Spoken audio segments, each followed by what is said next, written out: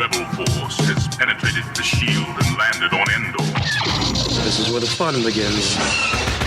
A long time ago, in a galaxy far, far away. This is Rebel Force Radio. Your source for the Force. Star Wars news and commentary. With Jason Swank and Jimmy Mack. I've seen Star Wars 500 times. Star Wars #1! This station is now the ultimate power in the universe. I suggest we use it. Now it's time for Rebel Force Radio. We would be honored if you would join us.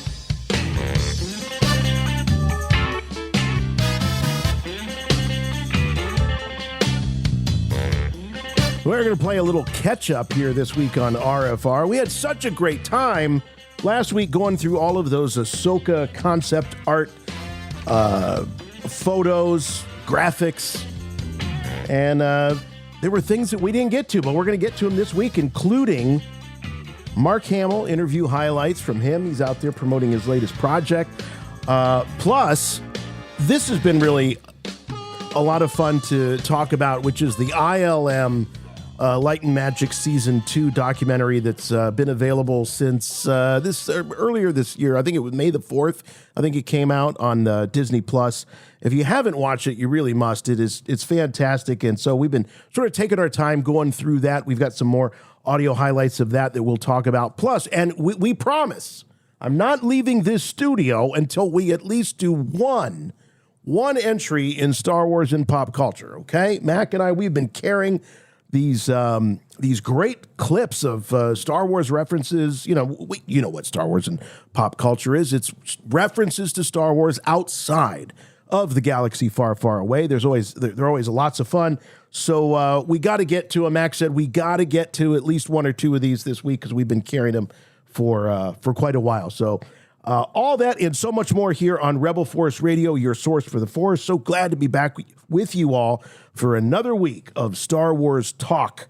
And by we, of course, I mean myself. My name is Jason, and with me, as always, the aforementioned from Chicago, my friend and yours, Jimmy Mack. Hey, Jason. Hey, Star Wars fans. Back again for another episode of Rebel Force Radio. Hello. What do we have here? RFR. In your face for yet another week. You know, the weeks are ticking off the calendar. And usually at this time of year, I get a little frosty about that because I start to see the summer shrink. But this year, I'm excited to see those days fly off the calendar and be flipping those pages off the calendar because we're getting closer and closer to September and Rebel Force Radio at Rancho Obi-Wan.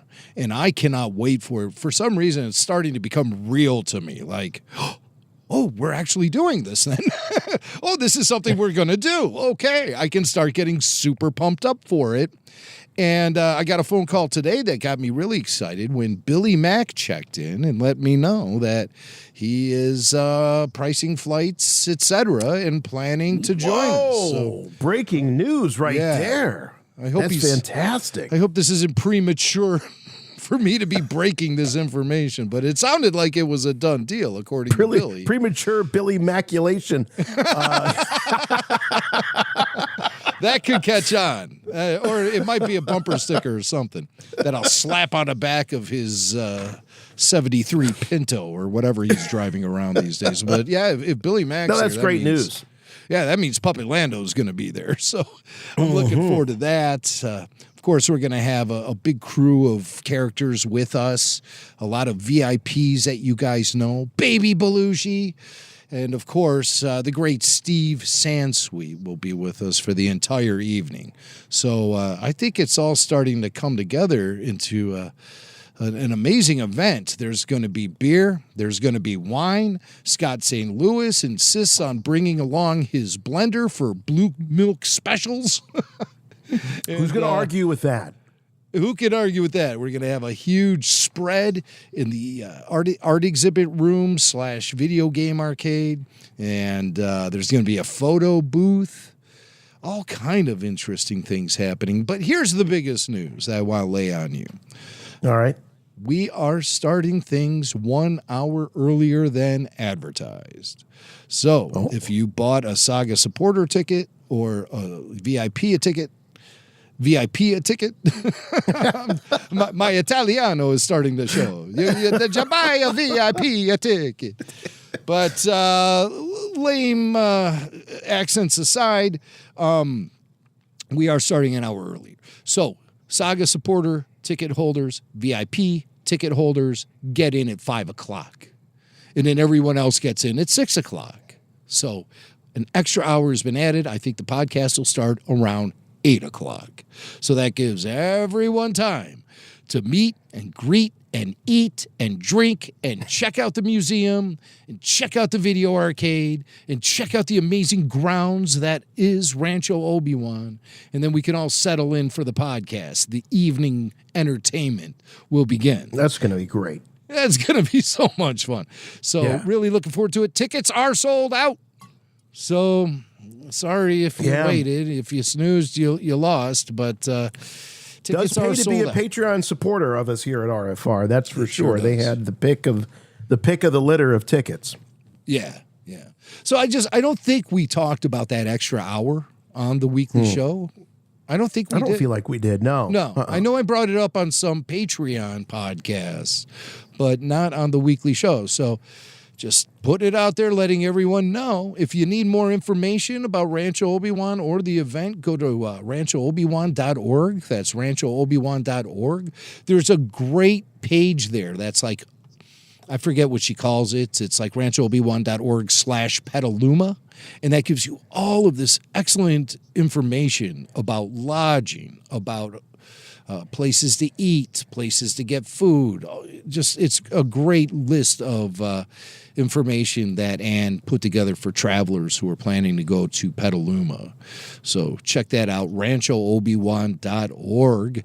And looking forward to seeing everyone out there in California this September. It's going to be epic. It's going to be the biggest gathering of RFR VIPs, and I know Ann and Steve Sansweet are really psyched to have us out there, and I just can't wait. So that's going to be we're happening. raising a bunch of money for the project, for the Saga Museum project. So all the RFR listeners and the Patreon supporters that have bought tickets, hats off to you for putting your money and your time where your mouth is, because this is a nice little fundraiser for Rancho and the Saga Museum project. So everybody should be very proud of themselves. Yeah, we're investing in the future of a world-class museum of Star Wars memorabilia. Who doesn't want that? I keep hoping I'm going to hit the lottery and just be able to fund it all myself. And it'll be like Jimmy Mack's Saga Museum, much to the chagrin of the entire Star Wars fan community. I would put my name on there. No, it would be You buy it all out, It would be, it would be anonymous. And then I would tell everyone who anonymous is. You know that meme that you see? It's like, if I ever won the lottery, I wouldn't tell anybody, but there would be signs. If that meme, that's when it would be Jimmy Mack's Museum of Star Wars Memorabilia. Well, we can only wish and hope, throw a penny into the fountain from time to time. You never know if the Force might be with me one day or someone. But hey, I'll throw that out there, If anyone wins the lottery, I'll put you in touch with the folks at Rancho Obi-Wan right away. Absolutely. Yeah. Absolutely. So we're all in on this. I'm just trying to manifest something so we can just get right to it and build that damn museum. But for now, we have the world's greatest place, Rancho Obi-Wan in Petaluma. And it's what do we always call it? It's a religious title. Oh, it's Mecca. It is Mecca for Star Wars fans. And I know, people have thought that about Skywalker Ranch, but you can't just walk up to Skywalker Ranch. Who do you think you are, Jimmy Mack? But Rancho, Rancho it's accessible. That's what I love about Rancho. It's accessible for Star Wars fans, and because it's centered around the memorabilia, that was for so many of us, and continues to be, how we felt and touched and grew up with this these stories and these characters. It was how we held on to it. Yeah, literally. It was our connective tissue. And I'll tell you this right now, there's more Star Wars packed into Rancho Obi-Wan than you'd ever find at Skywalker. So, I mean, way more. This is true. Way more in-your-face Star Wars stuff happening at Rancho Obi-Wan. So that's happening at the end of the summer. But so far, this summer's been pretty exciting, and things are beginning. It's been a hot summer, but I tell you, I've enjoyed myself. I've probably taken more time off and relaxed more from the day job and other things this summer than I have in a long time, and been having nice time with the kids. And it's been a great summer. Something I haven't done though, and it's really odd. I have not been to the movie theaters this summer, and summer is usually a big time for movies. The number one movie right now in the United States is Superman. Yes, Jim, have you seen it? Because this is the James Gunn reboot of the DC film universe. Yeah, and I know you pretty much hit all the superhero films when they come out. No, I don't. I don't. You used to. Back in the day, back in the day before we got to our fifth phase of whatever that I can't even recognize, you know. And it doesn't make sense to me unless I watch 3 streaming series prior to it. No, but the big ones I will go to. I go for your marquee superheroes. You got to give me the big names. And I don't think there's a bigger name around than Superman. And I am a super fan of Superman. I have probably an entire run of every Superman title that was released between 1990 and 2010. You know, like a solid 20-year run in long boxes. I was a religious reader of every Superman comic for years and years. I think the Star Wars just got so overwhelming by the sheer amount of stuff that started getting released. All of a sudden, I noticed that the Superman comics were beginning to stack up. The pile was getting higher and higher, and I just finally had to make a decision. Well, I guess my nerd time is limited, so I'm going to spend it all on Star Wars and not Superman. But when it comes to this particular picture, and just about every Superman film that gets released, I'm there opening weekend. So hell yeah, I saw this movie. And did it deserve the big box office take, $125 million? That's just domestically. It was well over 200-something million worldwide. But do I think it deserved all those eyeballs on it? I'm going to say, hell yes. I thought it was a great movie on so many different levels. I loved it. It was extremely entertaining. This new Superman, David Corenswet, is excellent. And he really does the exact opposite of what the Zack Snyder Clark Kent did. He acts human and has human relationships and is very real world, very down to earth and funny.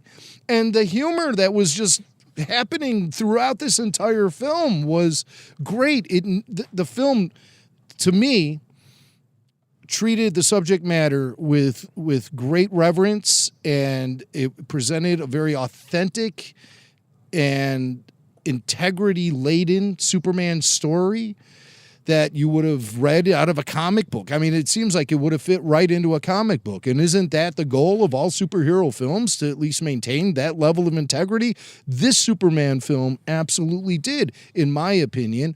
And not only that, it was extremely uplifting, too. There was a lot of joy to be taken out of this film. Imagine that.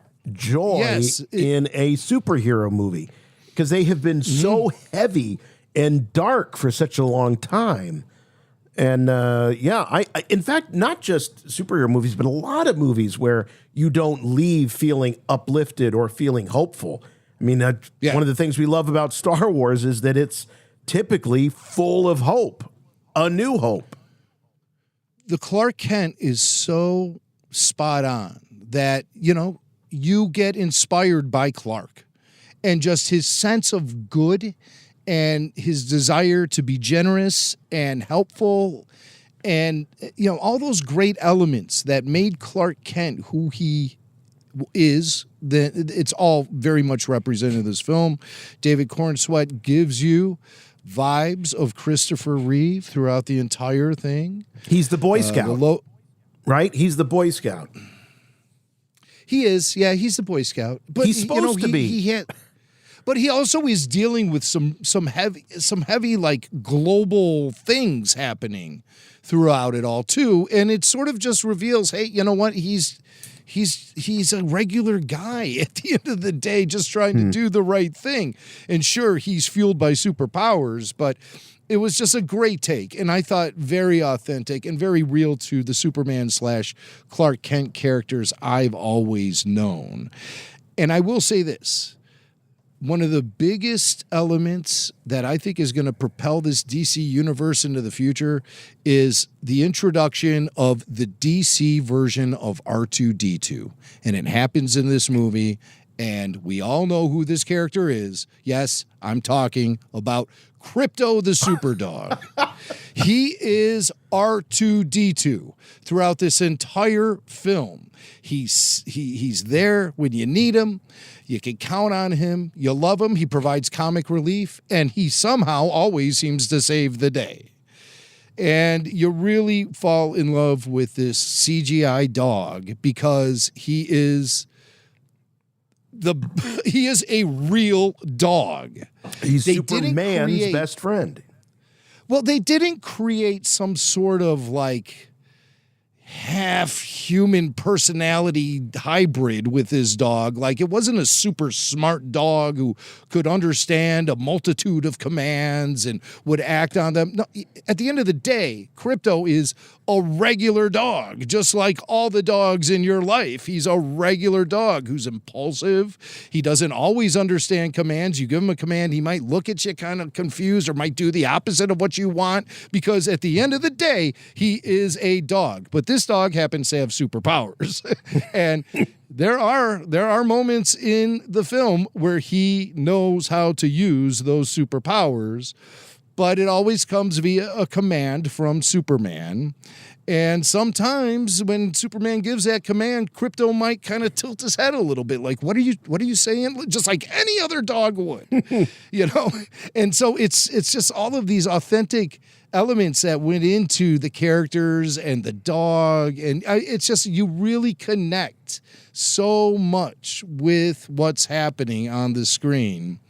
And especially the relationship with Superman and his dog, the relationship between Clark and Lois, the other strong characters. Nathan Fillion is Guy Gardner, the Green Lantern. Complete with the Mo Howard haircut, which you gotta have. Yeah, well, that's how that was Guy's style back in the day. I haven't read Superman comics lately.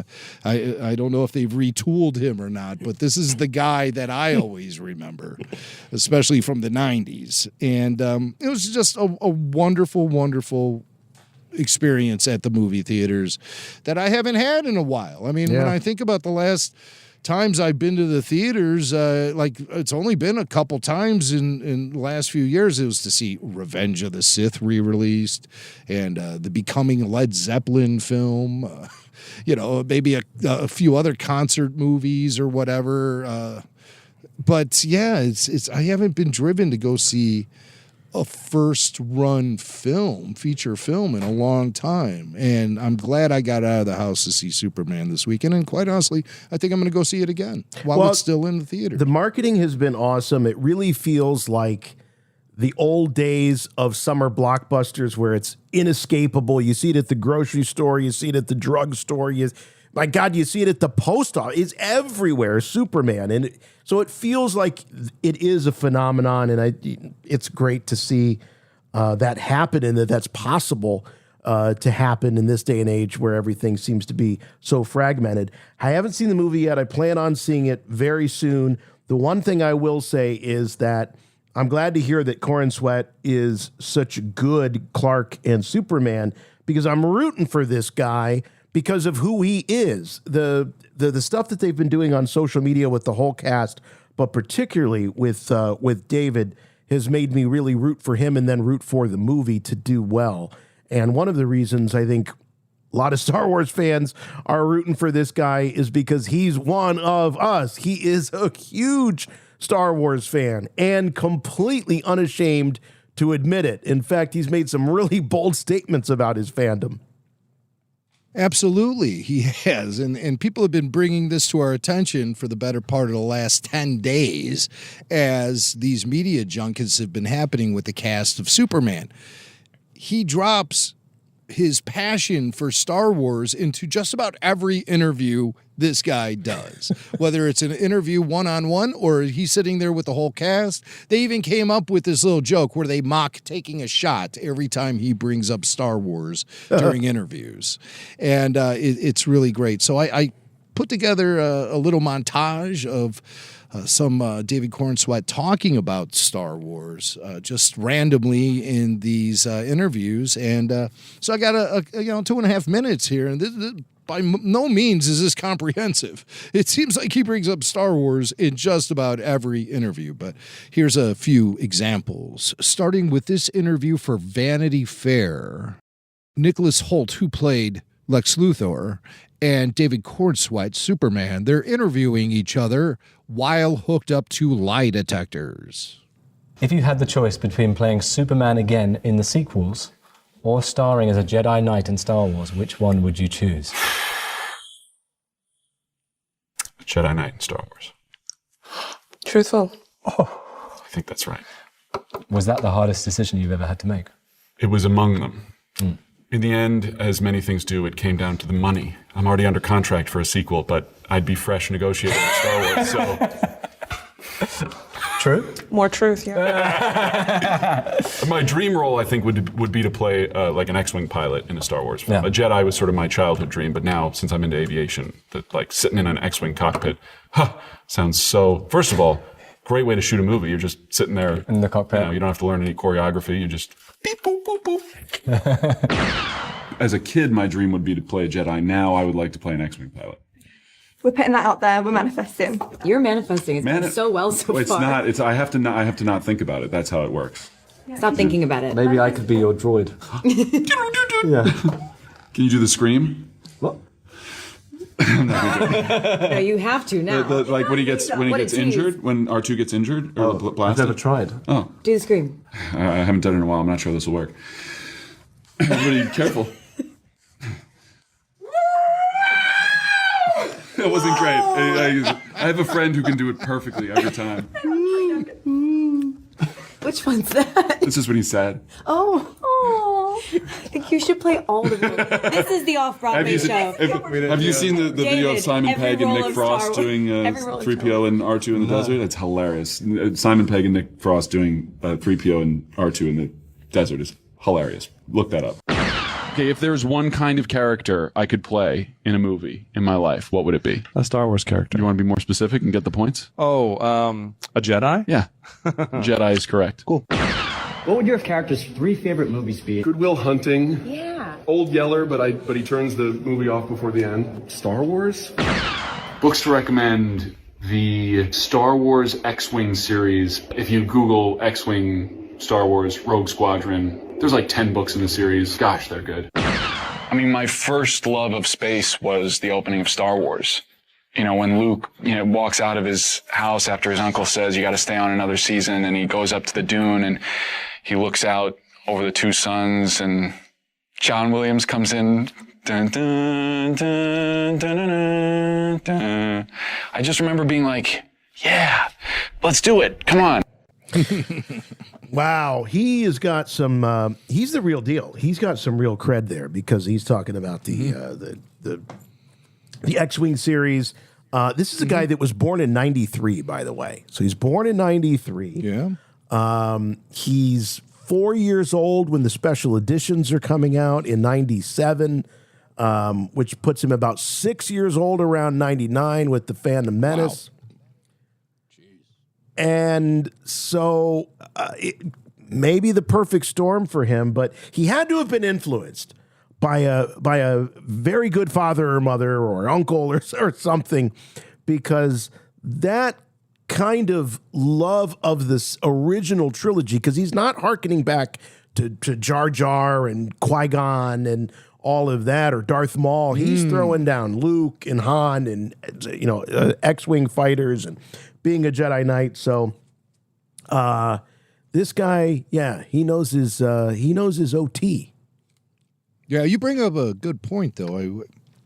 I would love somebody to say to him, well, how did you get introduced to Star Wars? Who turned you on to it? Hey, David, if you're listening, I'm serious as a heart attack. Send us an email, show@rebelforceradio.com. Everyone's talking to you about Superman. It's obvious you want to talk about Star Wars. So we're here for you, brother. We are here for you. Get away from all that Superman madness. Unplug. And let's talk the wars.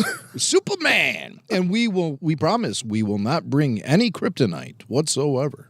No. He says, though, he's asked that question about the characters, what their characters' favorite movies are. And I forget what the first one is. The second one, he said Old Yeller, which is definitely, the whole crypto thing.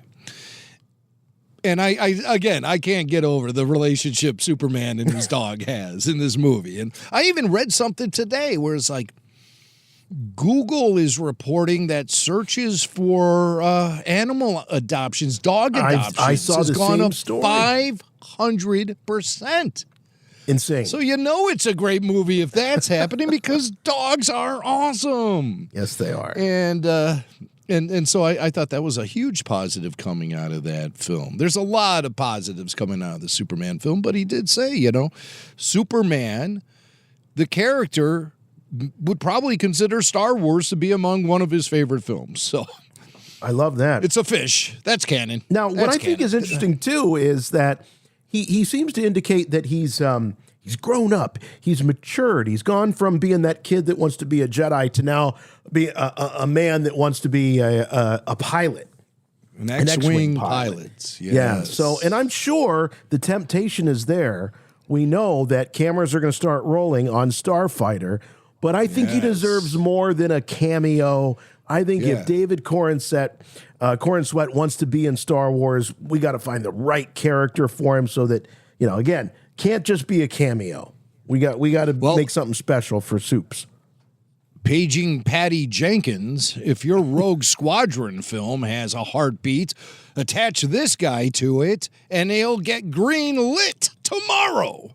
Because, and I hope this Superman movie does have that kind of impact on Hollywood.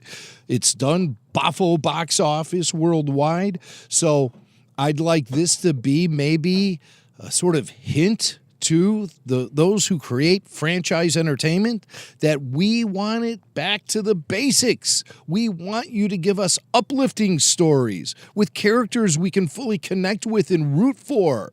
And they're not like in some sort of weird gray category. We want our heroes to be heroes. We want our stories to be complete. And we want to be able to root for these characters and get a concise story that has an uplifting joy factor attached to it. And that's not so hard to figure out.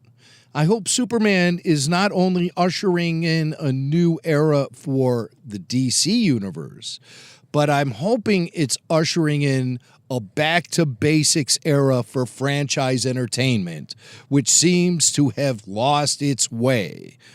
Pick a franchise. I'm not just talking about Star Wars here, folks.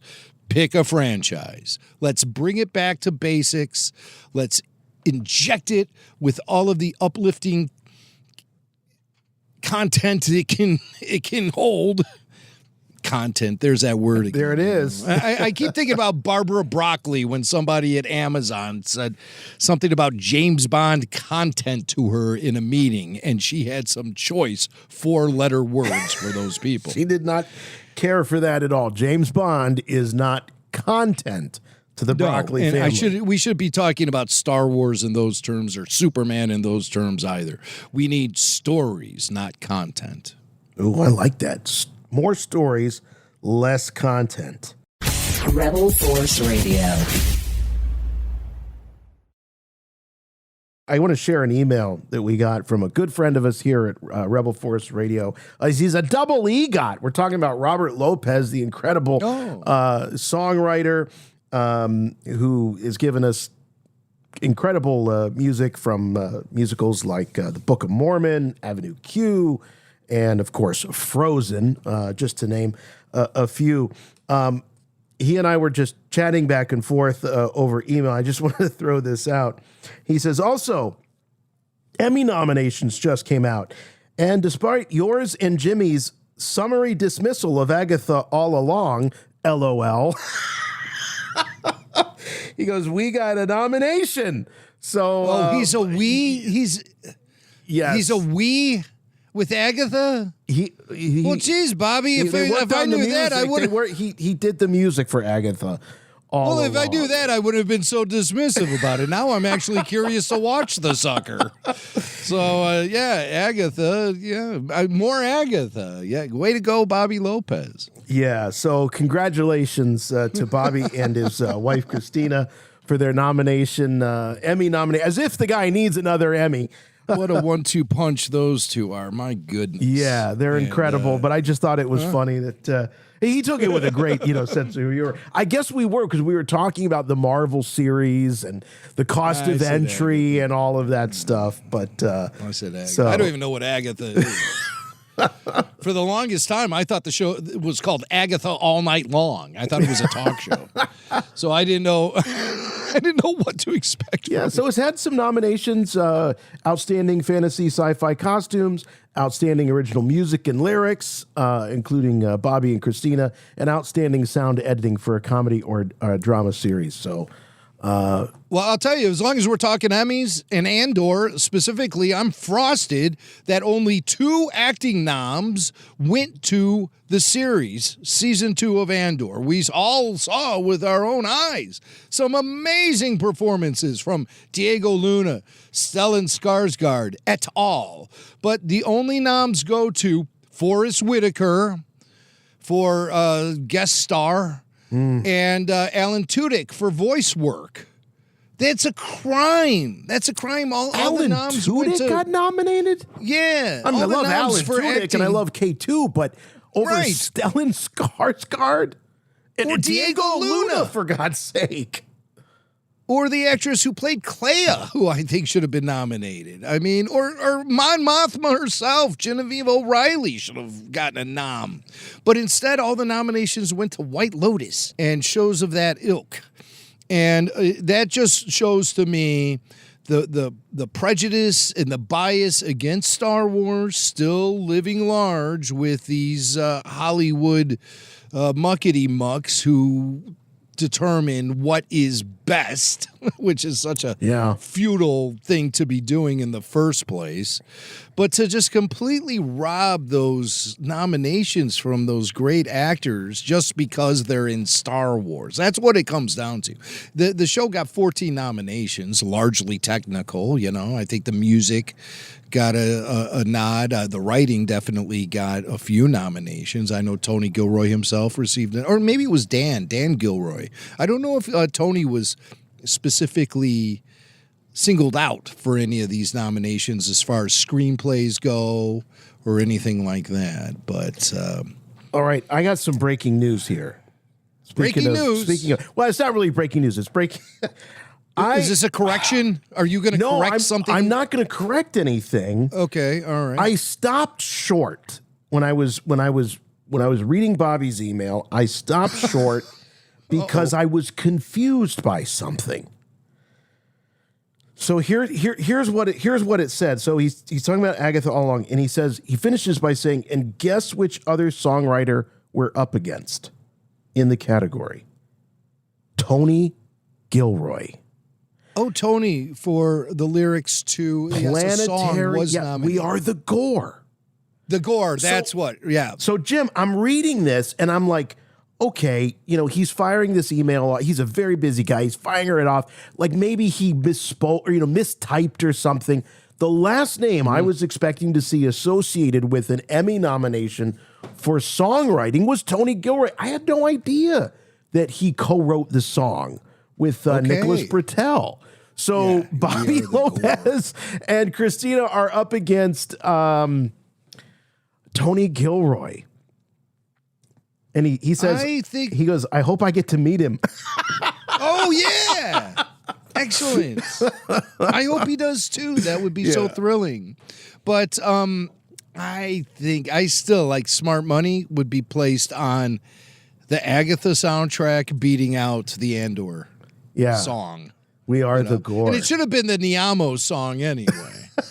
It really should have been. That was more catchy. It was better, actually. But hey, is Tony Gilroy, did he really contribute to this, or is he pulling a Gene Roddenberry? Oh, no, I'm sure he probably... He really did this? Yeah, he probably applied the lyrics to this thing. All right. He is the showrunner. He is the showrunner. That's true. Everything goes across his desk. Everything goes across his desk. Yeah. I'm sure that's true. The old Gene Roddenberry trick, Gene had nothing to do with the writing of the original Star Trek theme song, but he wanted a little piece of that pie, so he just wrote some lyrics to it, and then all of a sudden he got the royalties whenever the song was played or reproduced, even though they never used the lyrics. So I just wondered, hey, is Tony pulling a Gene Roddenberry? But no, we all heard the lyrics in the. We all, I have this novel here of the original Star Wars novelization written by George Lucas, and we all know it was Alan Dean Foster who ghost wrote it. Right. But, these things happen with our favorite creatives where they take responsibility for things they really don't have responsibility of. Right. But, I mean, it's story by George Lucas, for crying out loud, Of course. Oh, hey, speaking of George Lucas, I mentioned last week, as we were talking about these anniversaries and things like that, and I mentioned that there was been a ton of attention on Jaws as it's had its 50th anniversary here in 2025, right around the 4th of July holiday. And I just, Jim, I think I texted you and Billy Mack saying that I was watching the doc, this Jaws 50th, and GL is in it. I did not expect to see George Lucas show up in this documentary, which is available now on Hulu. I think National Geographic Channel is the ones that premiered it and produced it or whatever, but it's really, really good. Jaws at 50 is the doc. And so, yeah, the notorious GL with a cameo here on this documentary. Well, it's a Steven project, and we all know of the famous relationship between George Lucas and Steven Spielberg. Besties!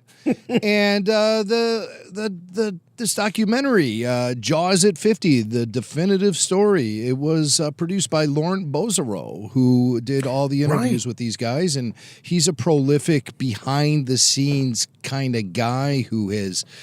He wrote the annotated Star Wars screenplays, so it's obviously someone that George has been working with for a number of years because George gave him access to all of those notes and he gave him interviews for that book. Lawrence also wrote the making of Shadows of the Empire, if I remember correctly. But he's done tons of really like world-class film documentaries, making of major motion pictures, and his latest one is Jaws at 50, and GL is in it.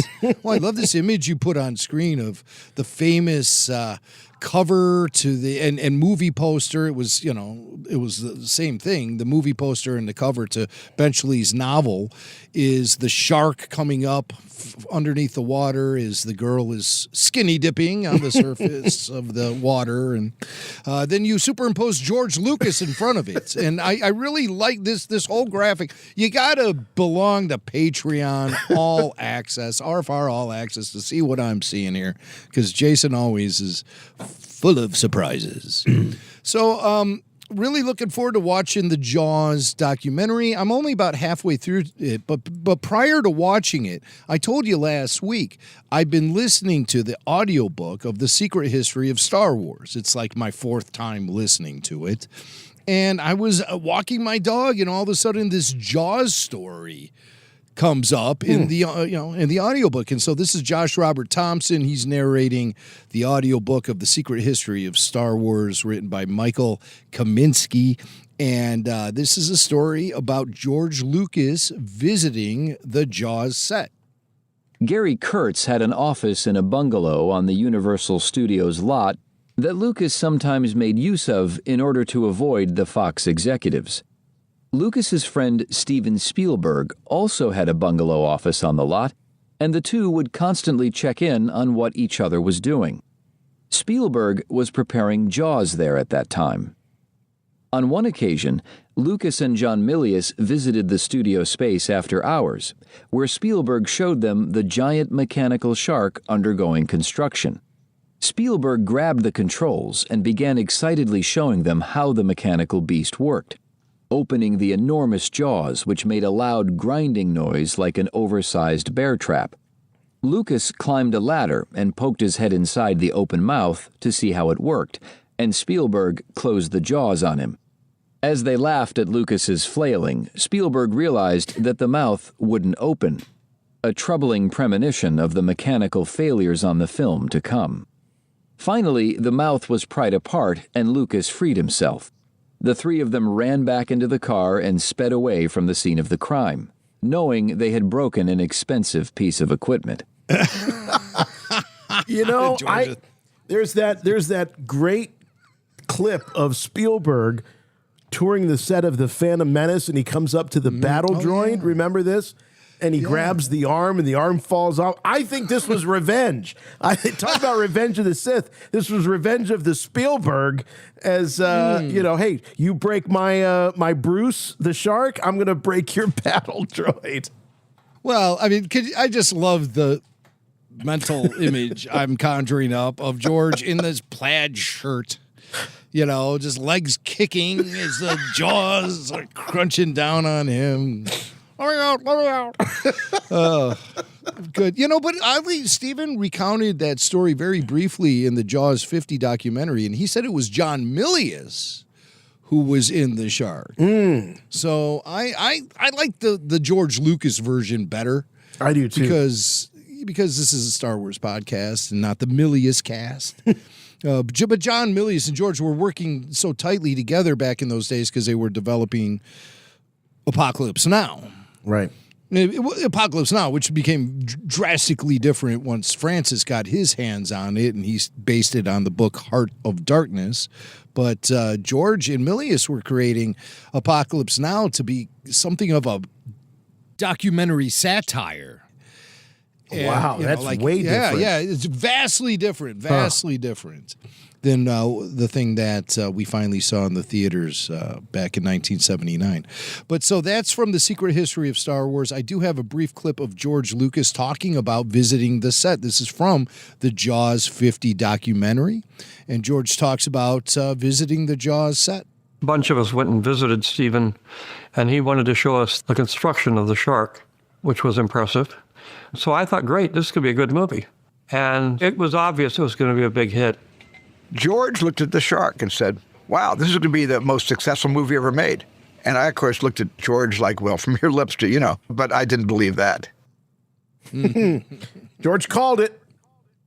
George called it. But there's a similar story about Spielberg saying something very similar after watching a rough cut of Star Wars. And when he said, George, I think this is going to be the biggest movie of all time. So, George and Stephen really kind of goading each other on. They support each other. I like that. Friendly competition. Oh, yeah. And lighting fires under each other's butts from time to time, sharing ideas, collaborating, sharing technology. But leave it to George Lucas, He doesn't see any of the actors acting. He doesn't hear any of the dialogue. He just looks at the tech. He looks at the shark and is able to go, yep, this is going to be big.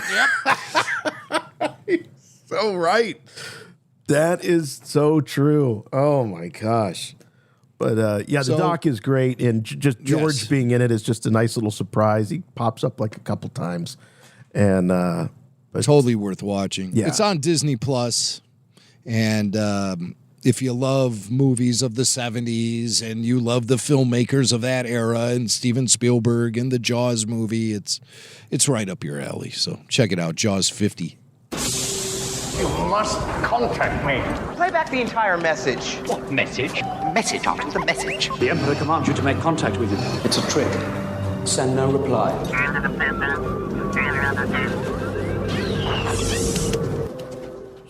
Hey, Jason. Hey, Jimmy. This is Luca from Colorado. I was just thinking, coming off the heels of Andor, having fleshed out Mon Mothma's character over 2 seasons, and knowing everything she knows now about, the nature of possibly the Sith and Palpatine and all these dark forces at work in the galaxy, and then looking towards the sequel trilogy and,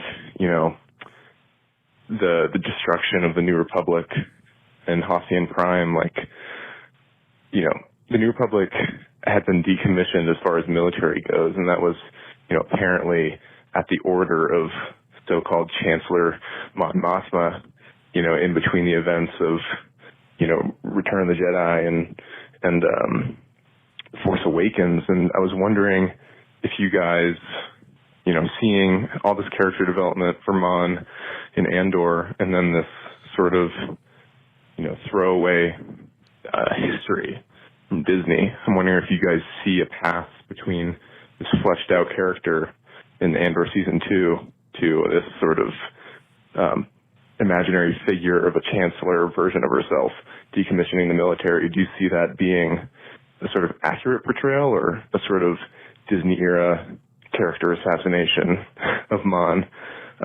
Curious to hear your thoughts. Looking forward to it. Bye. So, Jim, the question is, after having so much Mon Mothma history and character build up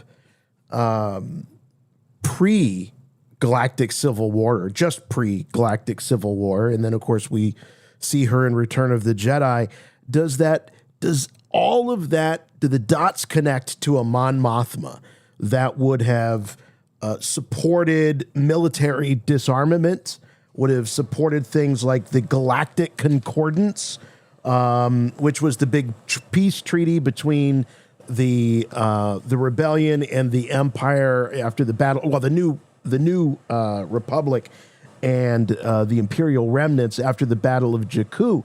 Does it line up? Is this the same character? Would Mon Mothma order the demilitarization of the New Republic following the dismantling of the Empire? Sure, they were pushed off. They still existed. They were shoved off in some corner of the galaxy. But much like the Germans after World War I, they kept quiet for a little while. But in that time, they were building up their own military and devising a plan to strike back and get what they believed was theirs, which was robbed from them by the Treaty of Versailles. That's how the Germans felt following World War I. So they laid low and built up a huge military and then started to make a lot of noise. It's kind of very similar to what the Empire does. A lot of people want to say, oh, they're the Nazis when you look at them in the original trilogy. But have they yet to achieve pure Nazi status by being, is the handed First that Order victory? More the equivalent of the Nazis? Right. I think the First Order might be more of the equivalent of Nazi Germany. Like the Empire is Germany World War I, and the First Order is Nazi Germany World War II. But once they get abolished, I mean, look at your history books. It's kind of hard to, because post-World War II, we had the Cold War, which resulted in the exact opposite of dismantling of military.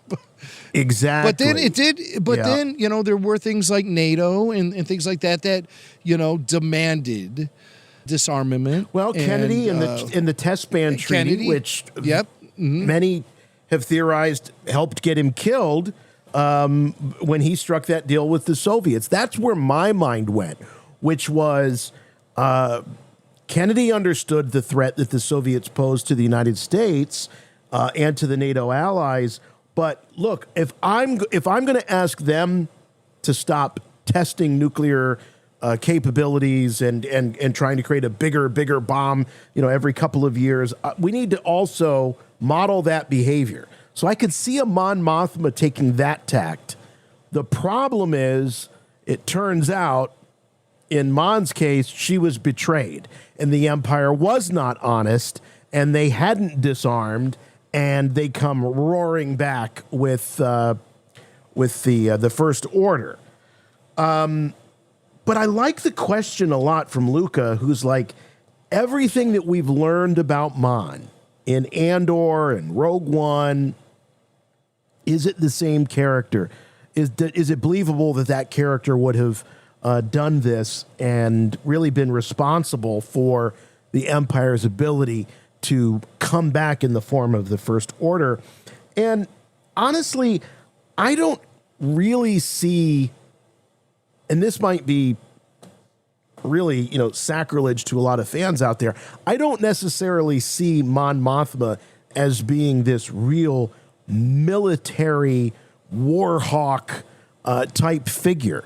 I don't think that was ever her. I think that if I'm looking for who that might be in Star Wars, I'm going to think of characters like Akbar. I'm going to think of, going back to the earliest beginnings of the rebellion, I'm going to think of a guy like Luthen. I'm going to think of the people that really were willing to lower themselves to, I think Luthen even says in his famous monologue about kind of lowering themselves to the standards of the enemy to fight them. You have to fight fire with fire.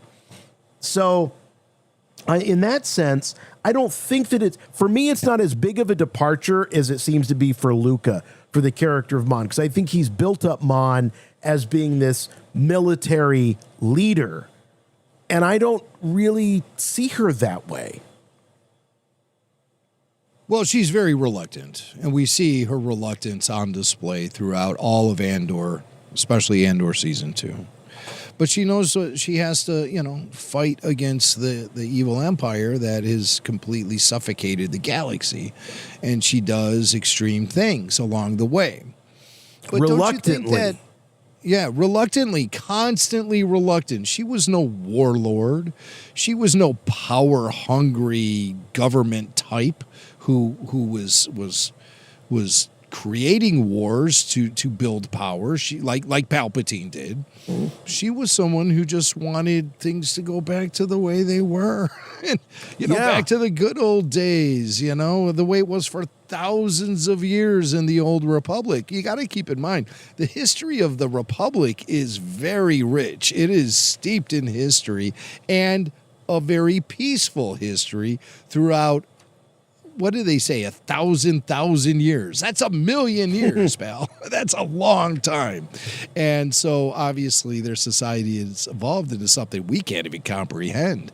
But yet they're still devolving into wartime eras. And I just think that fueled by all of those years of peace, the Republic would snap back into that kind of peace with relative ease, to the point where Mon Mothma felt like, all right, we got this under control. There's really no outside threats to the Republic several years following Return of the Jedi. It's a 30-year period between Return of the Jedi and The Force Awakens. So when does Mon order the complete demilitarization of the New Republic? And is it complete? I don't know, because those are areas of the timeline we haven't really explored. This is all tie-in material. The only thing we have to go on in terms of the films, there's a speech from Hux in The Force Awakens where he says, "Today is the end of the Republic, the end of a regime that acquiesces to disorder." So that's Nuremberg right there. What's going on in that scene? That's pure Nuremberg. Yeah, it's the rally. Right. The big rally, and of course, it seems like Hux is mocking the New Republic, saying, really considering them weak, and so that's where some of this tie-in material comes into, and then Leia and Poe both make references, and I wish I had the dialogue right in front of me, where they talk about the lack of resources and the lack of support. You know, Leia has this falling out with the New Republic government because she's more the hawk. I think Leia's the war hawk who's saying, hey, we can't just disarm. We can't just reduce our military forces. We got to stay vigilant. We got to stay primed and ready. The tip of the spear needs to stay sharp in case these people come back. And that seems to be what causes her to have this falling out with the regime, the ones that are running things in the New Republic. Yeah. Wouldn't it be interesting to hear these stories? I mean, to see them like in live action. I'm not talking about reading about them in a book where this era takes up 10 pages or whatever. I'm talking about a fully fledged story that shows Leia having that falling out with the New Republic. Yeah. Shows her leaving politics, leaving her family, and starting up a new rebellion in the form of the resistance. She essentially is the Luthen of the resistance. That would be my pitch if I wanted to make this movie. Ooh. We have Leia, the Luthen of the resistance, coming under attack because she's waving all of these red flags about this rebuilding of the empire, the thing that these people all fought so valiantly against, and so many lives were lost and so many liberties stripped from the citizens of the galaxy. You want that to come back? Yet the people get so complacent. And maybe Mon is a part of this complacency by ordering the cut down of all military to protect the New Republic. Maybe Mon has become complacent in this time. And yeah, I know people are yelling at me, read the Bloodlines novel. Well, I did. And a lot of it went right through me, like Late Night Taco Bell. That's how, and I don't care about the novels. I want live action Star Wars.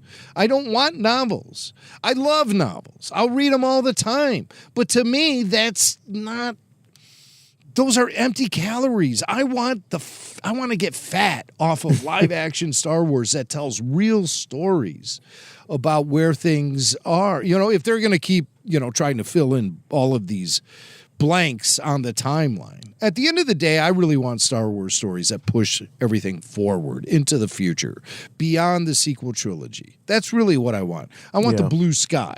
I want the blue freaking sky. But, and I also don't want it to be so drastically different from Star Wars either. I want it to still feel like Star Wars. You don't have to reinvent the wheel every time you tell a story a few years in the future. But I'm just looking for some blue sky stories. But if you are going to fill in some blanks, that's something to think about. Leia playing the Luthen role in the rise of the Resistance. I think that'd be a great story to tell. It's a great also, idea. While on the other side of the coin, you're also telling the story about the rise of the First Order, which is still kind of to me, it's a foggy area on the timeline. Total Where did this new order come from? How did this happen? How did they repurpose a planet and turn it into a planet-killing weapon when the Death Star was such a complicated construction project, and you're dealing with, obviously, a fraction of the kind of political might that the Empire had. Yeah. When you're the First Order, you're doing everything kind of on the down low. You don't have that public platform that Palpatine had. You don't have this ancient, old, centuries old government in place, and with all the riches that they've acquired over all those centuries to fuel your military efforts or whatever. You have nothing. You're the scraps of the Empire. So you build something in a matter of years that is more powerful than any Death Star that Palpatine could have ever dreamed of. I need convincing that this is actually plausible. Somehow the Empire has returned. Somehow the Death Star is a giant planet now. I mean, and that's the other thing too. Could the Starkiller base, was it mobile? could it like move through space like the Death Star could? No, there is it was a planet. It couldn't. Right, move but through there space, is some information out there that says it could do things like the that. planet This is like could move across the galaxy. That's insane. This is like Pablo canon. Okay, this is like I'm getting into Pablo canon now, which is a dangerous place to be. But I think there is. It may have been redacted or contradicted at this point, but I definitely heard rumblings about that. That it was actually mobile. It could move around. I didn't think it had to because the laser ray that it shot, which they call in the novelization by Alan Dean Foster, they call it quintessence, is what they call it. This material that can fly through hyperspace and destroy planets. They have a name for it, quintessence. That sounds almost like a musical movement more than a planet-destroying laser beam, but quintessence. All right, let's go through the quintessence movement now. Everyone. Well, according to Wikipedia, it wasn't. This is the official line from Wikipedia at this point, that it was not designed to be mobile in the same way that the Death Stars were. However, it had a targeting mechanism that allowed it to fire at targets across vast interstellar differences, maybe even using hyperspace-like mechanics in order to get the target from across these vast distances. So that is according to Wikipedia as of now. Now, I think Jimmy Mack just pulled the Force Awakens visual encyclopedia out. So let's see what they were saying back in 2015 about Star Killer Base and its mobility. Great setup, Jason. As I struggle to find the page. Oh, I was vamping for you. Let's see. That was a great... No, I'm telling you, man. That was a great vamp. That was a really great vamp. I don't know if this is the... Star Wars Force Awakens Visual Dictionary. There we go. Okay. Yeah. Written by, who wrote this? I can only guess. Yep. Pablo Hidalgo. All right. And Star Killer Base, this is Pablo Cannon, page 29, page 68 to 69. So here's where we're going to get to the bottom of this, circa 2015. Star Killer Base. But there's lots of words here. I'll tell you what. I opened up a big entry with base defenses, joint operation, officers, infiltration. It doesn't appear this book necessarily has the sort of breakdown that we're looking for as far as mobility of the actual base goes.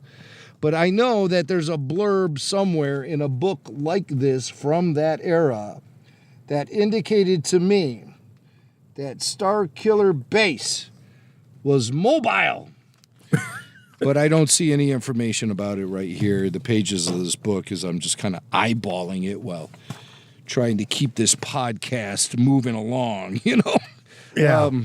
Yeah. I'm sure our listeners will let us know where we got it wrong, and well, no, actually, if you have ever seen information about Star Killer Base being a space station that could travel through the cosmos, just point us in that direction.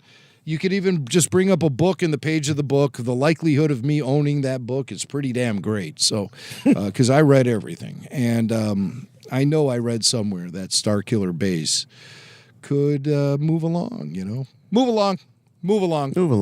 Well, let's move along right now and tell everybody what is going on over at Rebel Force Radio on Patreon.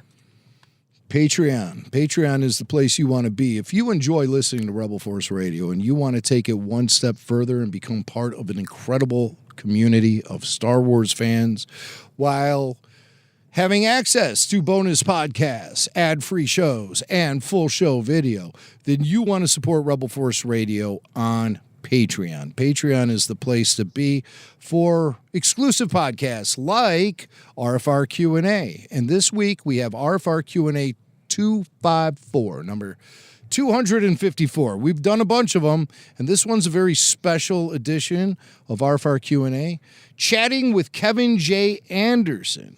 In the heyday of the Star Wars Expanded Universe, there was nobody writing more books or telling more stories than Kevin J. Anderson. He wrote the stories like the Jedi Academy trilogy, Dark Horse's Tales of the Jedi comic book, the novel Darksaber, the Young Jedi Knight series, so much more. He wrote that great book with Ralph McQuarrie, The Illustrated Star Wars Universe. He's written for Superman. He did the novelization of The Death of Superman. Did you know that? Comic book I did not story know that. actually had. There is a novelization of that story, and Kevin J. Anderson wrote it. He's very skilled and experienced working with franchise entertainment, and currently he finds himself working in the world of Dune. But I thought his Star Wars stories were great. His heyday was really the 90s. And RFR VIP Brian Brinsfield from Tennessee is a huge Expanded Universe aficionado. And he reached out to Kevin J. Anderson. He asked if it was cool if he did it, and reach out to Kevin, who's a very busy guy. But Kevin, sure, he's busy, but he's super generous, and he granted Brian a great interview.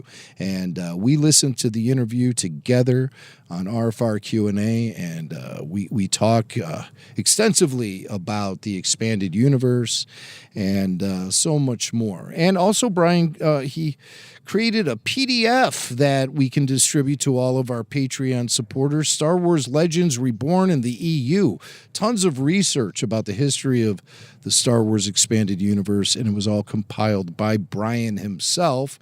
The special thing about this show is we are making it available to the general public. So if you've never heard RFR Q&A, now is your chance to listen for free. The show is available to the public. All you have to do is go to patreon.com/Rebel Force Radio to get it.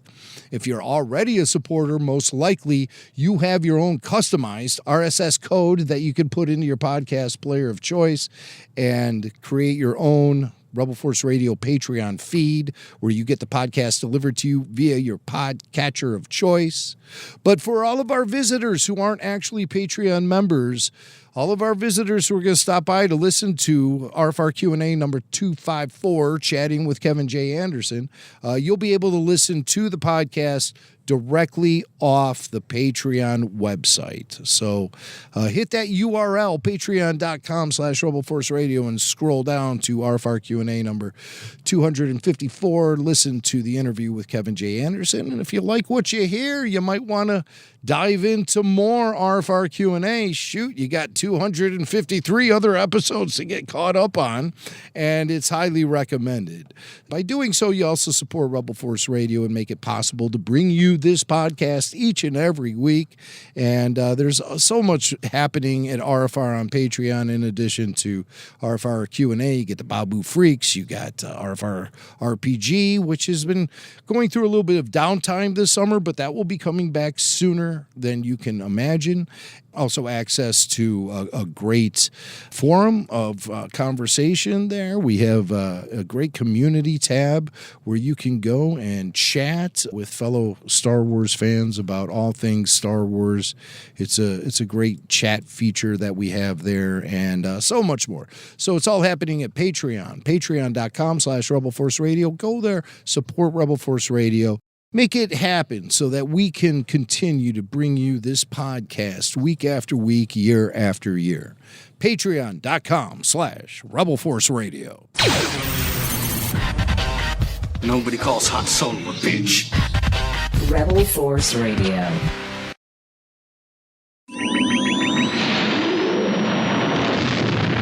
I have good news for you, my lord. That's good news. Come closer, I have good news. All right, we teased this last week. We're getting to it this week. Mark Hamill out promoting The Life of Chuck. And Jim, we've been covering this publicity tour that Mark's been on this summer as he goes on these shows and people start asking about Star Wars and First he says he's done with Star Wars, and then people say, you just said you're done with Star Wars. And he goes, my phone's not ringing. People just, as soon as anything Mark says regarding Star Wars, people just jump on it. And according to Mark, he's always being taken out of context, misunderstood. And has said many things over the years about working on the sequel trilogy, and particularly working with Rian Johnson. His very public disagreement with Rian over the decisions that he was making as the writer of The Last Jedi. And so he's on this bullseye with Jesse Thorne. And I think he's trying to clear the air maybe a little bit or set the record straight. I don't know. Mark says he's always being taken out of context. Does that include when his pants fell down on stage at the BAFTA Awards earlier this year? Was that taken out of context? I should have busted up Mark. That's so embarrassing. I mean, what a nightmare. Of course, he plays it off with incredible professional edge and humor. And yes, I love Mark Hamill. I don't think for a second he's a I'm national treasure, Mark Hamill. But I mean, no, he did have some blunt words to say about The Last Jedi, and I mean, this is no secret. It's on the damn making of documentary on The Last Jedi Blu-ray, where Mark flat out says, I firmly disagree with every single decision Rian Johnson has made concerning the character of Luke Skywalker. And he made that point very clear and had a lot to say in the lead up to the film when he kept warning us, and the fallout of the film when he said he didn't even consider that character to be Luke Skywalker. He considers that character to be Jake Skywalker. He even gave and his, that took his off fantasy as a meme as well. Everybody calling that character Jake Skywalker. That, when you see references to that, those of you who don't know, that came from Mark Hamill himself. That wasn't just somebody on YouTube. Mm-hmm. And it caused ripples among the fandom. I mean, ripples, nothing. It was a tsunami. And here we are. We're separated 8 years now from The Last Jedi. Mark is older and wiser. Has come to terms with a lot of things that have gone down with his, highly anticipated return to the character of Luke Skywalker. I don't think there was anybody anticipating the return of Mark Hamill to Luke Skywalker more than Mark Hamill himself. He's been somebody who's been waiting for that ever since he shot the original trilogy, and George had that conversation with him, talking about how he'll come back in 30 years or so as the Obi-Wan of the new trilogy. And it didn't really play out that way. I mean, nobody really gets Obi-Wan vibes from Luke Skywalker in The Last Jedi, unless you really are looking for it. I'm sure you can find things, and I know I was drawing connections between Luke and Obi-Wan when I was first trying to break down The Last Jedi. I remember a conversation I had with Paul Bateman. I could tell Paul wanted to behead me through the phone listening to some of the things I said. And I still kind of stand by some of those things if I can, put myself in the perspective of somebody who just saw The Last Jedi. Yep. That's why I think it's so important to record all of these conversations and reactions, because it will always be captured in time how you felt about something when it dropped. And as we know, some things age very well and some things age very poorly. And our opinions with those things can shift throughout the years. And I've had a very complicated relationship with The Last Jedi. I know a lot of people like to point out that I was really kind of supporting the film when it dropped and everything, but there were harsh realities about the story that I had yet to decipher. I always get very excited when new Star Wars stories get dropped. I get all wrapped up in the lore. I get excited about just being exposed to fresh Star Wars. You've got to unravel it. You got to unravel it. Well, you have to take your time with it. Yeah. I don't do surface level reviews of things. I don't provide knee-jerk reactions. That's why I like having this forum where we can talk it out week after week and observe our opinions as they evolve.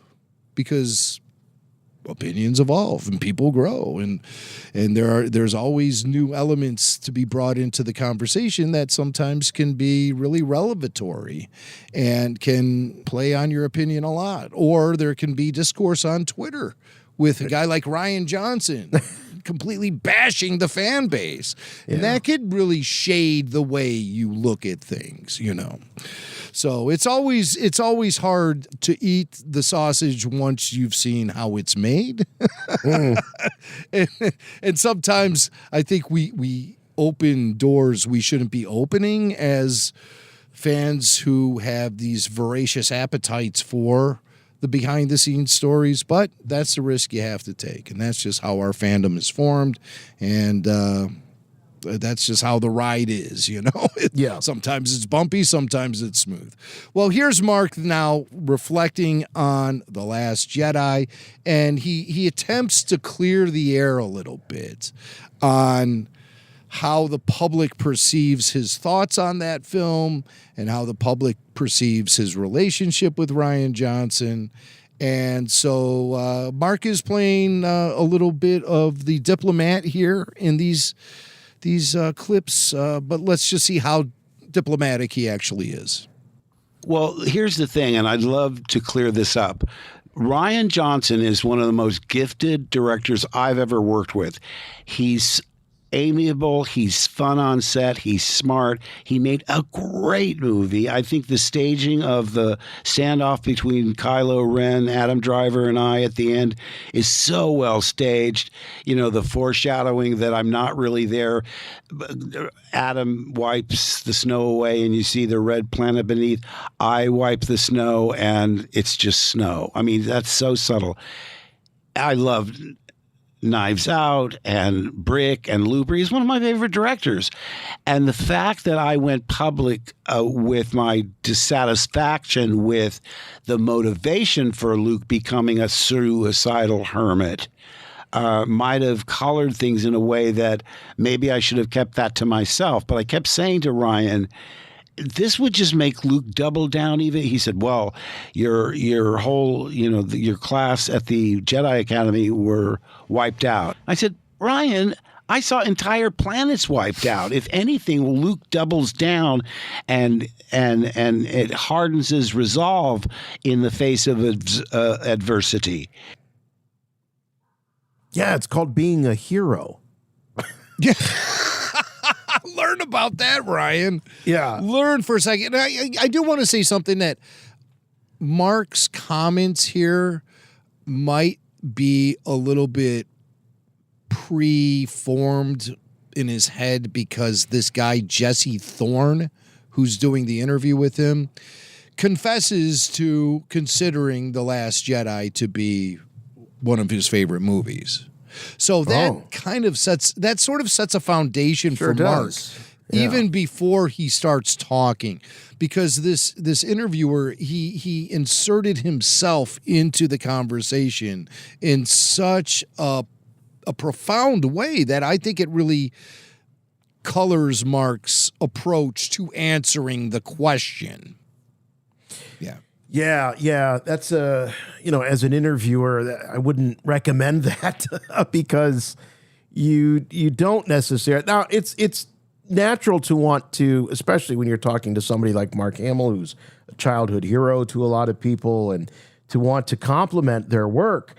The thing with, Mark can love other Rian Johnson films, can love him as a person, can appreciate his talent, and still it can be true that he disagrees with the direction that he took the character.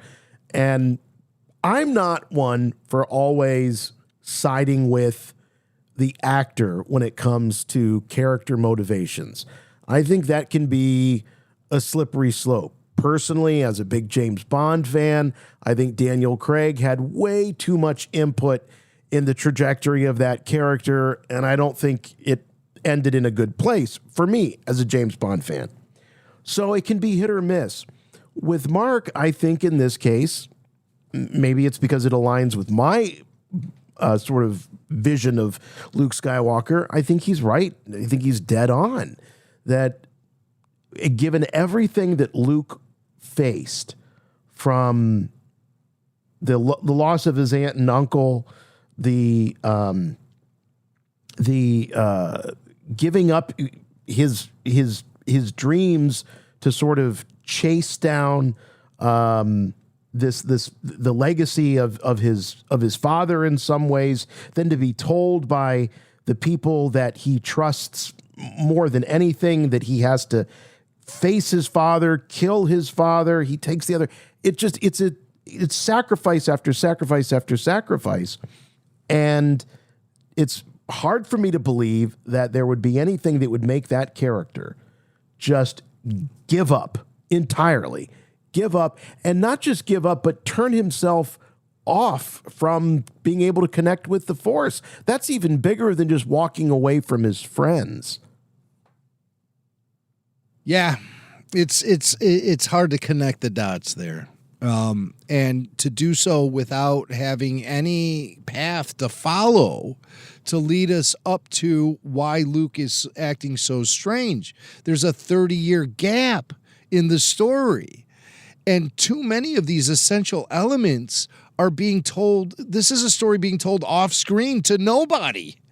Nobody is hearing this story, and then we just get dropped into it. And it's like, jumping off a 10-foot ladder onto a bed of nails head first. It hurts. Yeah. It hurts a lot, and it's jarring, and it's rather deadly and detrimental. So we needed to be walked up into that sort of massive left turn of character evolution. Younger fans will say, well, you're not the same person 30 years into the future that you are when you're younger. But I mean, what do you know, younger fans? Get 30 years into the future and figure it out. I'll tell you what, I'm 30 years into the future and I still feel like the same effing dude. Yeah. So I can't relate to that kind of I mean, obviously people go through evolution throughout their lifetimes, but a complete abandonment of everything they held sacred. And we know what Luke Skywalker held sacred. It was his friendships, it was his loyalty, and it was his duty to the Republic or the rebellion, whatever you want to call it. But his duty, period. And also doing things to redeem the things his father did, which the sequel trilogy completely forgot about. The relationship between Luke Skywalker and Anakin Skywalker. They focused a little bit on Kylo Ren's obsession with Anakin Skywalker, but there was never any psychological deep dive into what Luke Skywalker had to live with in the wake of Darth Vader's oppression of the galaxy. I tend to believe there would be a Luke Skywalker out there who was working hard to make the galaxy a better place forever, to try to wipe the sin away from his family name, Skywalker. That's what I think Luke Skywalker would have been doing. Well, you bring up a really good point about the complete and total abandonment of Anakin Skywalker as a character and a figure in the history. You can't talk about Luke Skywalker post Return of the Jedi without talking about Anakin Skywalker. It's integral to the character and the conversation. But at that time, Jim, and we've talked about this for years, Disney wanted nothing to do with the prequel era. Nothing to do with the prequel era. And Anakin Skywalker was totally ensconced in the prequel era. And they wanted nothing to do with it. By design. By design. It was designed that way. And we got wind of that very shortly after the Disney acquisition. We're like, hey, guess what? These Disney guys do not like the prequels at all. They want nothing to do with it. I used to be famous for saying, Disney has a case of Star Wars prequelitis.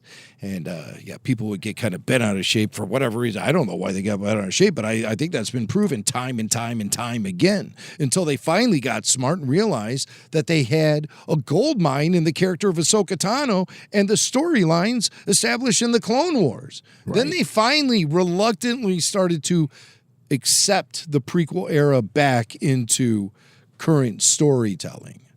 But you can't tell me that for the better part of the first decade of Disney owning Star Wars that they were very prequel resistant. Very well, at least the first 5 years, I would say. sure. The first 5 years. There was no sign of life from anything having to do with the prequels. And so in the sequel trilogy, the thing that they made Luke Skywalker most connected to were the Jedi Knight, the Order of the Jedi Knights. He was not connected to his family anymore. It didn't feel like he was living in the shadow of Darth Vader anymore. It felt like he was living in the shadow of the Jedi Knights as an order. Yeah. And that's a mistake because Star Wars is a story about a family, the Skywalkers. Tell me, when in the sequel trilogy does Luke Skywalker address the burden of having Darth Vader as his father? When does he ever address that? That to me is some really compelling stuff about the character. If you wanted to develop drama around Luke Skywalker, there it is on a silver platter. But instead, they had him more obsessed with the development of the Jedi Knights, the betrayal of his nephew, obviously playing a big role. But again, all of that stuff happened off screen.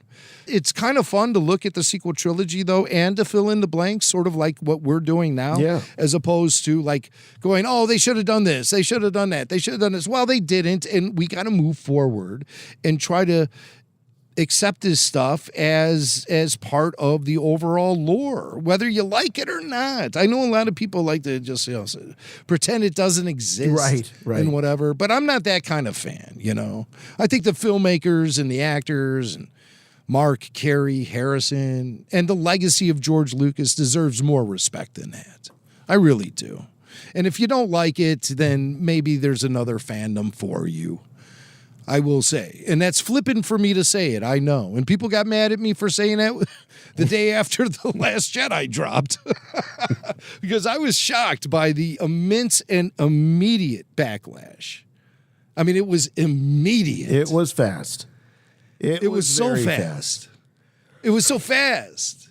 It's like I woke up the next day kind of like, oh, I can't wait to podcast and talk more about the lore and stuff. And I look at Facebook and Twitter. I was like, aghast. I was like, wait a second. Where's everyone's loyalty gone? See, that's what it comes down for, because I could recognize when there's a misstep or maybe an element of Star Wars that I don't find as compelling or as entertaining as the rest.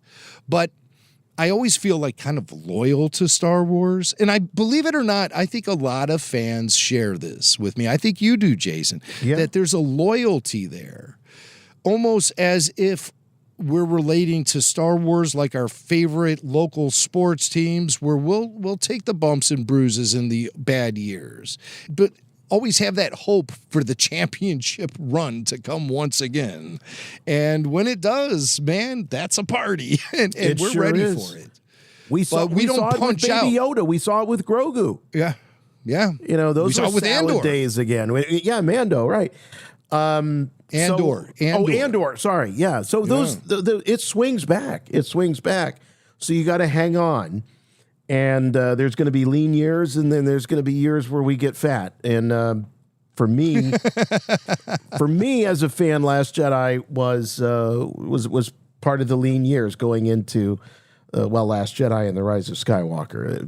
Well, the fallout from the Last Jedi was really rough, and not an experience I want to go through again ever. And it changed a lot. It changed a lot as far as my personal connection to like public fandom, Mm-hmm. Yeah, it really did. It really did. And I don't really know how to articulate it beyond that, so I don't want to.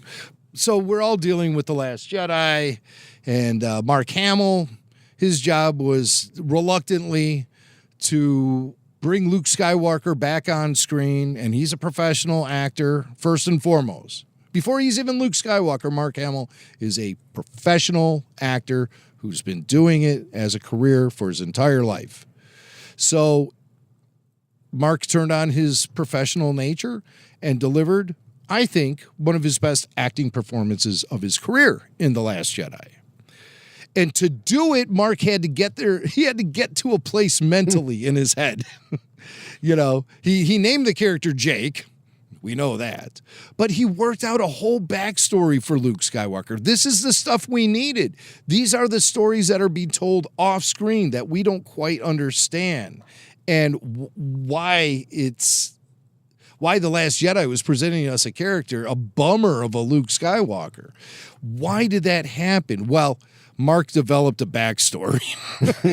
And it's dark, man. It is dark. But this is the first time he ever actually explains what his headcanon was when he was shooting The Last Jedi for why Luke Skywalker was acting the way he was.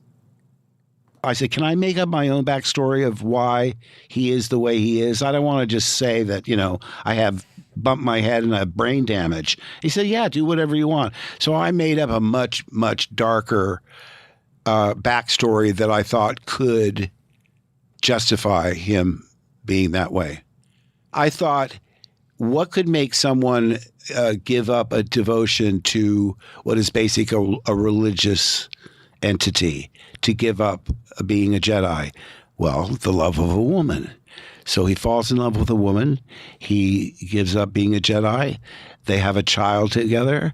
At some point, the child, as a toddler, picks up an unattended lightsaber, pushes the button, and is killed instantly. The wife is so full of grief, she kills herself. I thought that would be, because I think about, I hear these horrible stories about these children that find unattended guns and so forth and wind up dead. And I thought that resonated with me so deeply that that could possibly, but he didn't have the time to tell a backstory like that, I'm guessing. He just wanted a brief thing to explain it. And to me, it didn't justify it. Yeah. So right. Brief. Yeah. It doesn't justify. When it comes to Star Wars and the separation of two trilogies by 30 years, brief does not cut the what's to say? I was going to say cut the cheese. The mustard. All right, let's cut mustard. I was cutting cheese, and it's pretty easy to cut mustard unless you're cut the mustard. It should Who be. says that? Yeah. Cut the mustard. Old man thing to say. Cut the mustard. I love those old timey expressions. It is a dark story. So Mark saying that the only thing he could conceive as an actor that would bring Luke Skywalker to where we see him in The Last Jedi is the love of a woman, which leads to a child, which the child ends up being killed at the end of a lightsaber.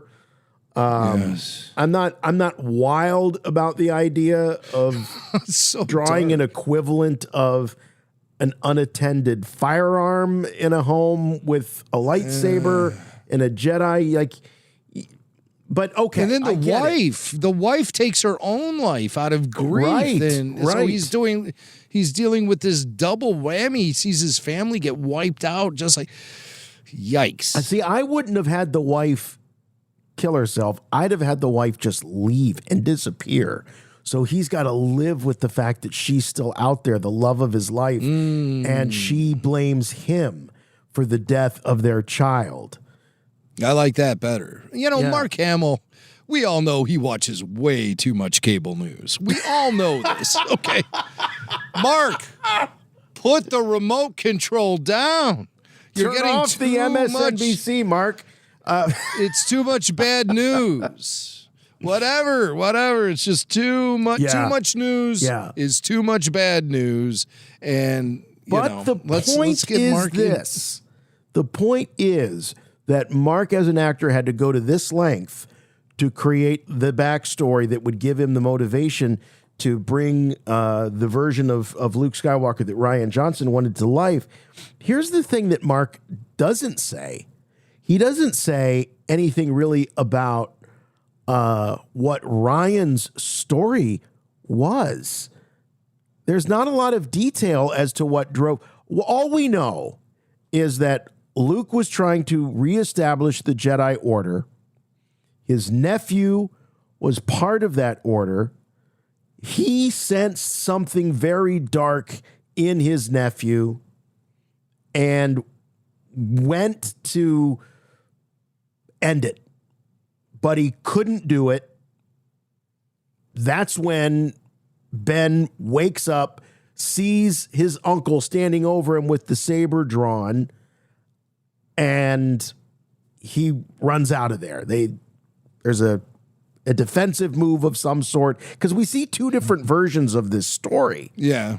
That's the well, whole point. He brings like the dwelling down on Luke. Yes, and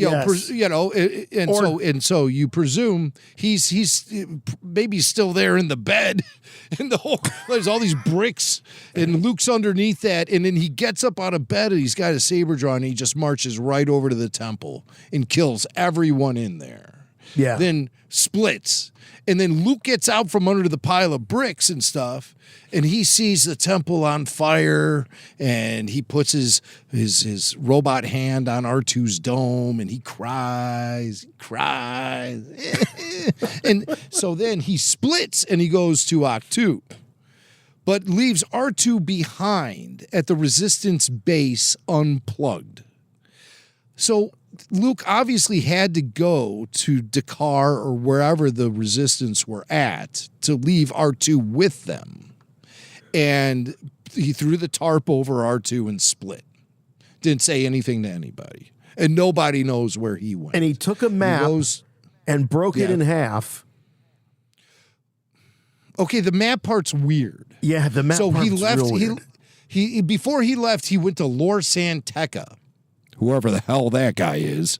First character we see in the sequel trilogy, and here we are all these years later, and I still don't know who Lor San Tekka is or what his connection to this whole shebang is. And how dare you point at a High Republic novel and tell me to read it?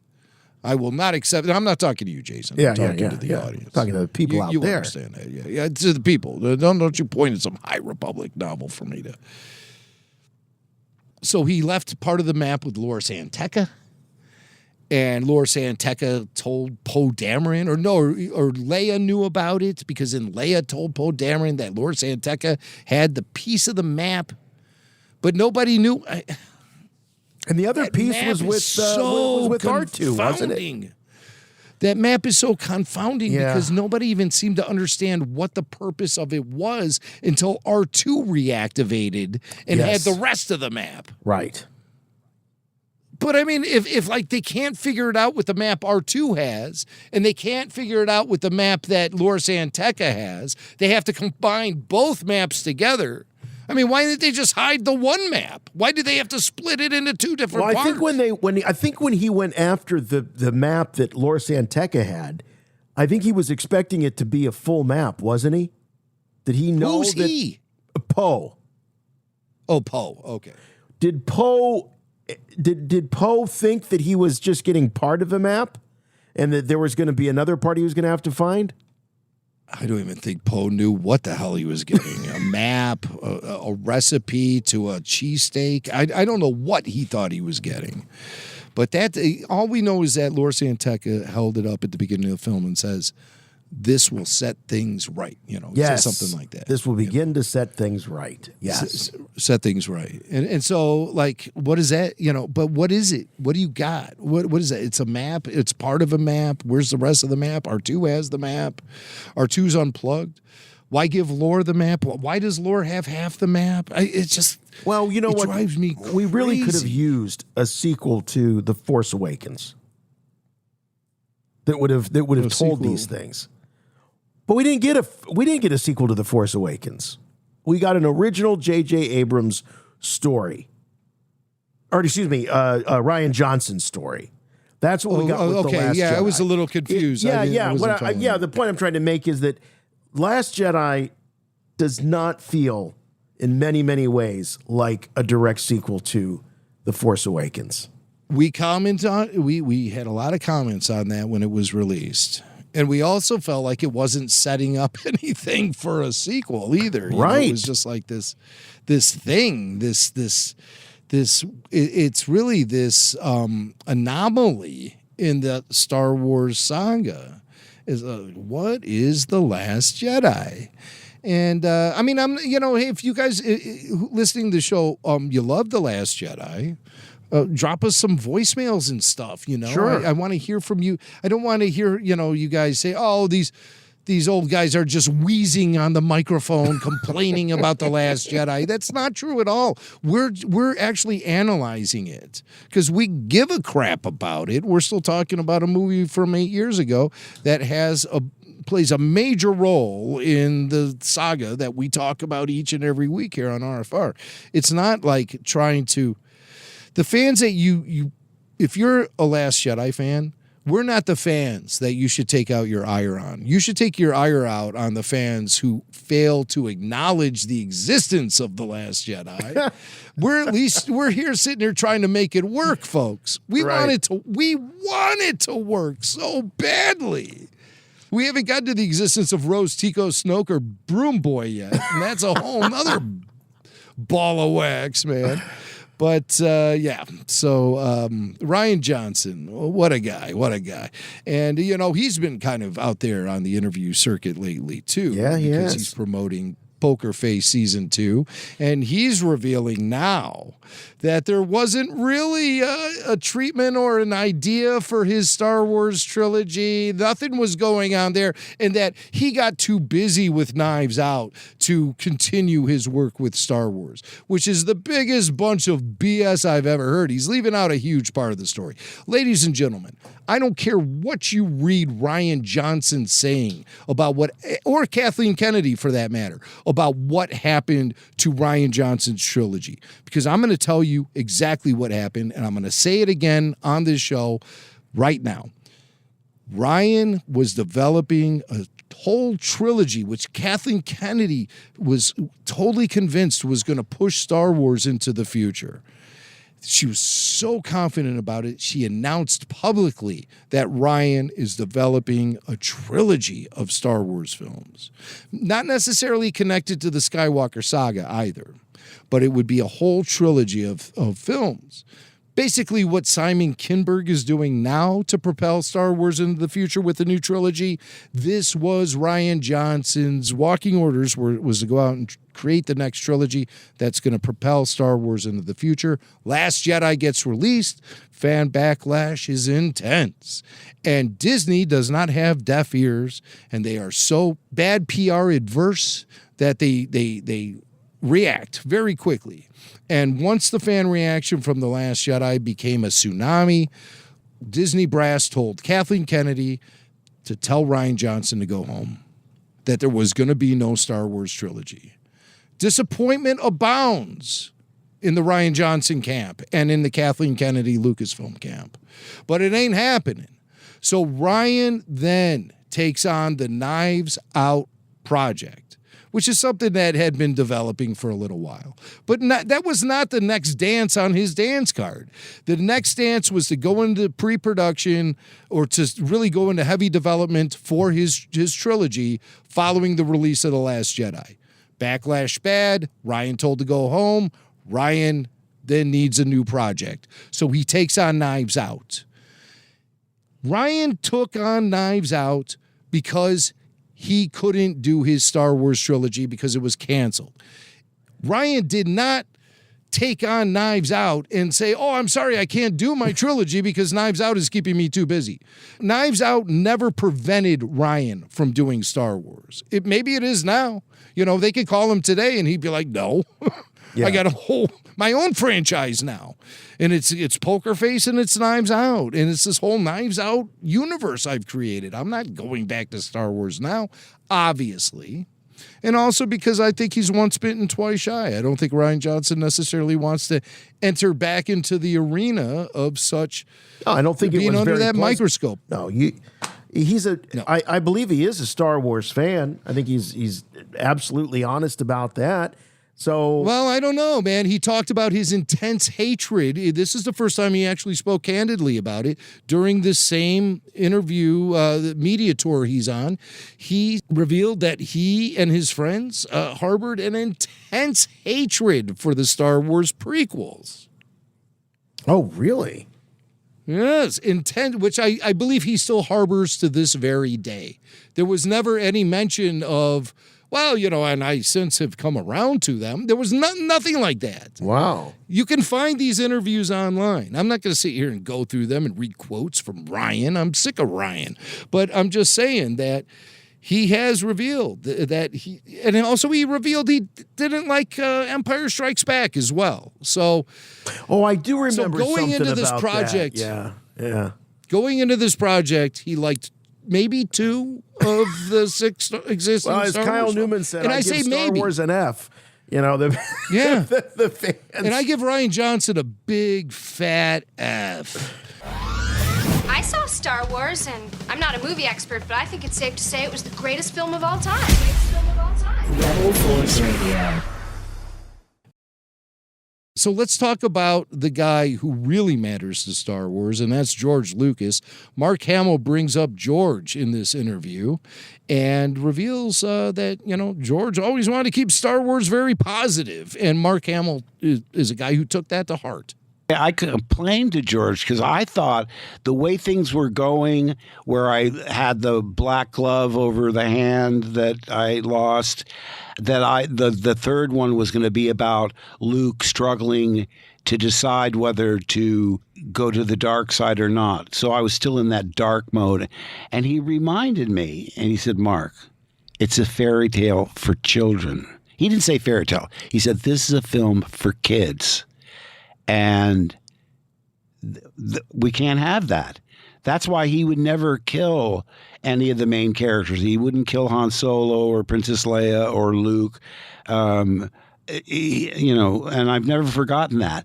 He made it for children. And I was using my adult brain to want to go into a much darker place. Because I said, oh, come on. I mean, the Ewoks, I love the idea of this little primitive race bringing down the technologically advanced empire, but it's so, I don't know. I think you're trying to corner the teddy bear market or something. But again, you have to trust George always. He was our mentor, and nobody knows Star Wars better than he does. Wow. Boy, I couldn't have said that any better. That's great. You got to trust George. He's our mentor, and he knows Star Wars better than anyone. And even Mark is sort of admitting there, too, of having some, cynical thoughts about the Ewoks and the merch. Oh, yeah. And we talked about that a couple of weeks ago, and I don't believe, and I still don't believe, that George has that cynical thought about, I'm just going to make these things because they're cute and they'll sell a lot of toys. I don't think that's the way George creates. No, I don't think so either. I don't think so. I think he's firmly driven by his own imagination. And if that opens up the door to awesome merch, then George is all about that. He loves awesome merch. But I don't think he sits here and goes, okay, I'm having all these ILM guys create all of these maquettes, so Kenner has more action figures to sell. I don't think that's his priority. I really don't. Right. I think he's an artist, and at the end of the day, he's a very rich artist, a very successful artist, but he's still, I call George Lucas an artist. The final thing from Mark Hamill in this interview is he talks a little bit about Yoda and the Force. I was so bowled over by that character of Yoda. Frank Oz, he's still one of my best friends to this day. And so cerebral, and I thought that was very clever, because talking about religion makes people uncomfortable. When you have something called the Force, it stands in for religion. It is spiritual, but you can take it as far or as shallowly as you like. It's up to the audience. But I thought the second film was deeper and more cerebral than the first one, for sure. No question there. Yeah, most people feel that way. Yeah. But what that film doesn't have is that presence of Alec Guinness being the mentor to Luke in a more like consistent way. We get Luke training from Yoda. But Yoda he seems more of like a taskmaster school professor or something, as opposed to Ben, who really seemed to have more of a fatherly touch with Luke. I see that, but relationship. I can't say that I have ever, even in my initial viewings, did I ever sit there watching Empire saying, I really miss Alec Guinness in this, or really? I really miss the Obi-Wan character. I don't find myself missing the character. I didn't think Yoda was a complete substitute for Obi-Wan. I didn't. I just thought he was a Muppet. I'll be honest with you. I felt, as a kid, I thought he was superior, actually, to Obi-Wan. But I guess it was the ages in which we were presented to this for stuff. Sure. But I felt there was like a certain substance that came with Ben Kenobi, and I thought it was a little missed as the series went on. And I also felt like there was a little bit of spunk in the character of Luke Skywalker that slowly diminished throughout the course of the entire original trilogy. Yeah. I really felt like he was becoming a massive tight ass by the time of Return of the Jedi.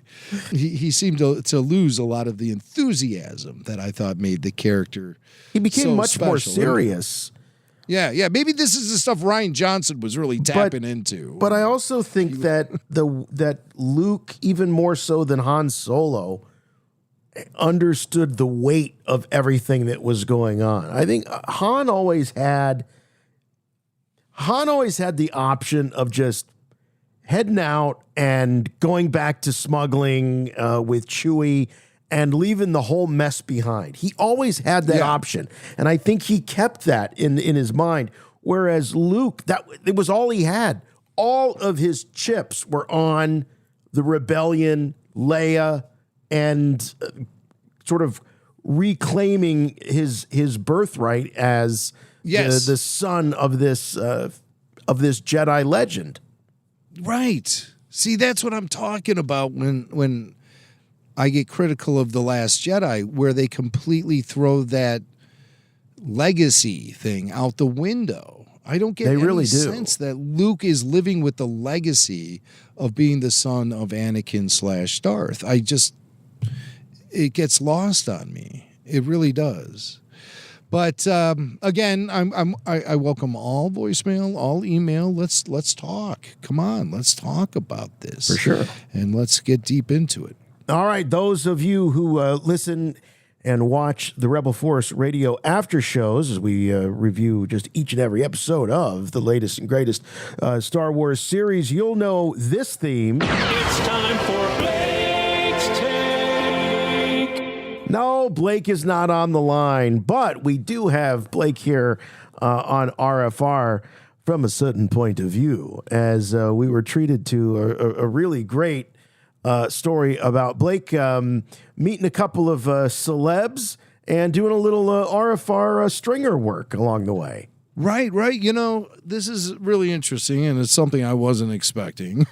But Kid Blake interviewed, quote marks, Weird Al Yankovic, the great Weird Al. And of course, we're all connected to Weird Al as far as Star Wars fans, his great parody songs like The Saga Begins, and most notably Yoda, which was set to the Kinks' Lola.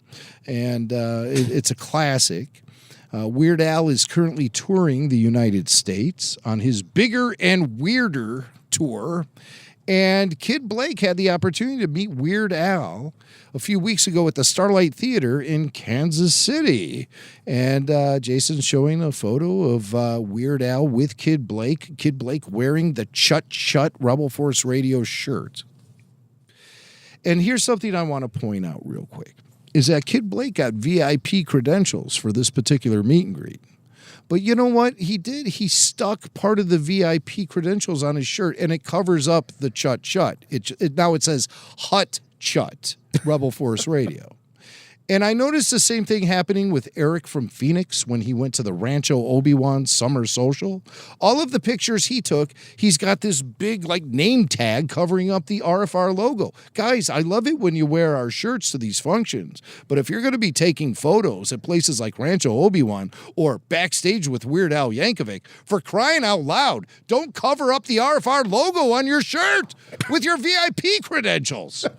You know what we used to do back in the day is we used to put we used to put it on our thigh. You know, like when we go to the rock show, we'd stick it right on our thigh. Yeah, and that was the cool way to do it.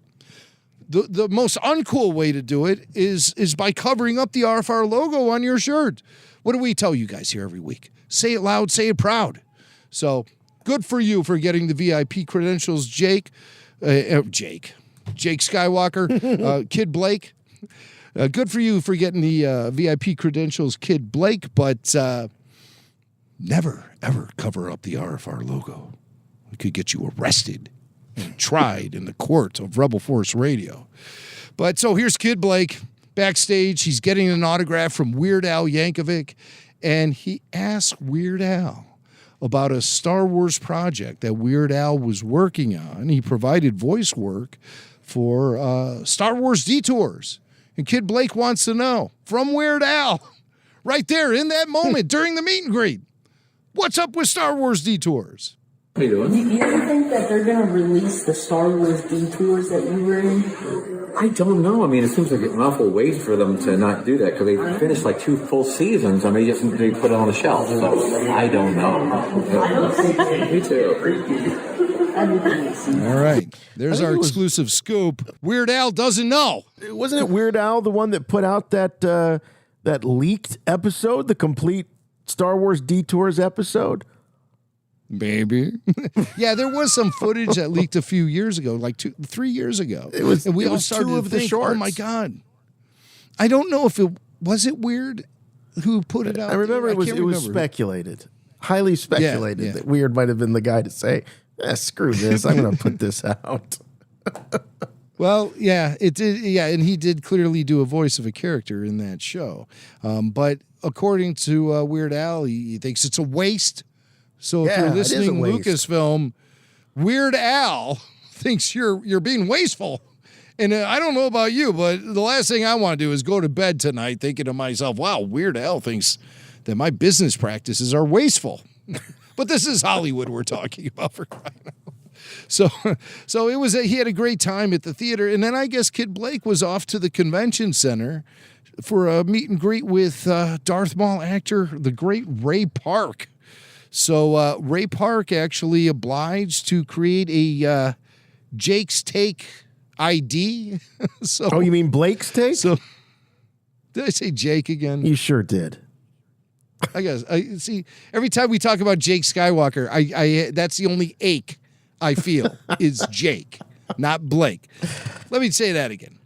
So he actually does a Blake's Take ID. So check this out.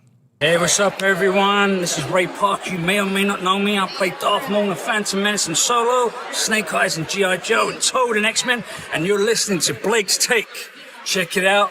May the Force be with you. And remember, Sith do rule. There it is. All right. That's authentic. And look at Ray. I mean, my God, he still looks like he can kick some serious. Yeah, he could kill me with that one finger that he's got pointing at us right now, I think. Good job to Kid Blake, though. You have now officially earned the title of RFR Junior Reporter. So, good job, my friend. Wow. Just except never represent yourself as an actual member of Rebel Force Radio, because that could come back to haunt us. And him. So don't do that. Yeah. You're an independent contractor, son. But good job, Kid Blake. All right, we got a couple minutes left, so let's do it. Let's dive into the Star Wars in pop culture. Rebel Force Radio. You've already made that Star Wars reference. Your source for the Force. Star Wars parody. All right, Star Wars and pop culture, where we take a look at Star Wars references that happen outside of the galaxy far, far away. Jim, what do we got this week? Jason, do you remember the ABC show The Neighbors? I do not. I don't either. But Matt from Canada does. And he tells us okay. Is it a Canadian show? No, it was an ABC show. Okay. American Broadcasting Company. It wasn't CanCon? No, Canadian sir. It wasn't content, by the CBC. It was The Neighbors is an ABC show that aired 2012 to 2013, starring Jamie Gertz. So a little. Oh, I do like Jamie Gertz. Yeah. It's all about a family who moves into a neighborhood where everyone else is an alien in disguise with special powers and social awkwardness. Gosh, I can't believe this show wasn't a huge hit, hearing that description. But it did run a full season, and Matt from Canada watched all 24 episodes in one day because he remembered. He remembered there was Star Wars references in this show, and he wanted to find them all and present them to us here on Star Wars and Pop Culture. Matt from Canada also says he does not recommend watching all 24 episodes of The Neighbors in one day, and he does not even recommend watching the show itself at all. Okay. So now we know why it only ran for 1 year, and probably doesn't appear on Jamie Gertz's demo reels or anything like that. But so let's hear some of these Star Wars references. The setup for this one is the kid. We don't know whose kid it is or what kid it is. It's one of the neighbors' kids, I guess. The show is The Neighbors. Neighbor's kid wants a Princess Leia doll for Christmas. Here we go. Hey, Dad, can I talk to you for a second? Yeah. What's up, buddy? Okay, there's something I want for Christmas that I didn't put on my list. Okay. I want a Princess Leia doll. A doll? Oh, like an action figure. No, a Princess Leia doll. Understand? Uh-huh. I think so. Yeah. Cool. Interesting. Can you say something helpful, please? Oh, he probably just thinks it's hot. It's nothing to worry about. When you were his age, you wanted a easy bake oven. Yeah, but then Christmas morning, my father smashed it with a baseball bat and said, "Merry Christmas, Martha. Here's a bat." So then don't be like your dad and buy him a doll. You know what? You're right. I'm not my dad. All right, what's the big deal? If my son wants a doll, then I'm going to get him a doll. You know what? I'll get him 100 dolls. Pretty ones. Or, just the one doll for our son. Okay. All right, so here's the setup. All right, so here's the setup. The kid wants a Princess Leia doll. And what does Dad do? How does Dad come through on Christmas morning? Well, let's find out. Hey, buddy, there's a little something just from me. Go ahead. Barbies. Dad, I said I wanted a Princess Leia doll. I know, but I realize what you're really saying. That you want to be challenged a little bit. Break out of the traditional male-oriented toys and broaden your horizons. I get it. I was saying I wanted a Princess Leia in a gold bikini because she's hot. Told you. Okay, so Mom was right. She said, just a doll. And don't think anything of it. He probably wants it just because he thinks it's hot. Well, we know that this is something that aired 10 plus years ago because we don't talk about the Princess Leia in the gold bikini anymore. And we certainly don't objectify her as calling her hot, right? That's completely unacceptable. Of course not, and that's nothing that generations of young boys have been doing since 1983. That does not happen ever. As a matter of fact, I find Princess Leia to be an ugly dog in that metal bikini. She is not my type. Oh, not my type. As a matter of fact, I would have never discovered my own adult manhood through images of Carrie Fisher wearing that metal bikini. That would never have happened to me. Never. I would never have learned things about myself I never knew before. All right. We better go to the next clip before Jimmy Mack reveals too much. We've got one more. Remember I told you the show is about a family moving into a neighborhood where everyone else is an alien in disguise. Remember, that's the whole setup to this thing. Well, this is an episode featuring a few of our favorite aliens, Mark Hamill and George Takei. And they are using... And so they communicate with other aliens via toaster. Like they send a message on a slice of bread and they drop it into the toaster and it beams from Earth to their spaceship or somewhere with a piece of bread. Highly conceptual science fiction. Wow, we're talking is it ever? Here. Yes, yeah. Yeah, you got to wrap your head around this. So keep that in mind. Okay. They're using toaster-to-toaster technology to communicate, these aliens, who happen to be Luke Skywalker and Mr. Sulu, okay? So are you on board with all of this? This is not but what's throwing me off is we're going to see, well, it does feel, it's very fever dreamish, but I am confused by the fact that we're about to see Mark Hamill in a show that just had a Star Wars reference. Right. Yeah, how meta is this getting? Truly. So it would be even more meta if he showed up wearing a metal bikini, but thank God he isn't. Because nobody ever found that to be attractive ever for anyone. And if Mark wore it, it would probably fall off. Mark should. You know what? If Mark wants to wear it, he should wear it, and we should all applaud him for that.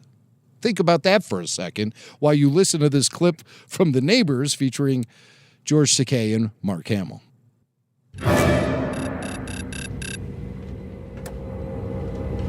Commandant Bill, I need your assistance. Up. You call me Commandant Bill, I turn around and look for my father, please. Look, I'm not your father. Now, how do you get this damn thing to work? What? Are we gonna beam something somewhere? Perhaps you'd like to watch a bunch of teddy bears dance in the tree. Are we really gonna do this again? No, this is an urgent toast to my son. You shouldn't be contacting him. Well, I'm still his father. If I can't save him, at least I can mourn him. Hey, honey, I'm running late. I'll call you later, okay? Okay. Whoa! God, keep still. Okay, wait a minute. So his son, the dad in the show is the son of George Takei? Yeah, I guess that's what we're getting at here. I've seen that dad before in other like sitcoms and stuff, and there's very little visual elements to his appearance that would draw any sort of connection to being of the Takei lineage, much less an alien who sends messages via toast.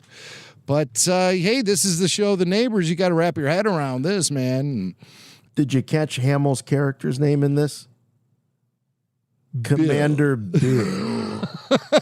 Bill.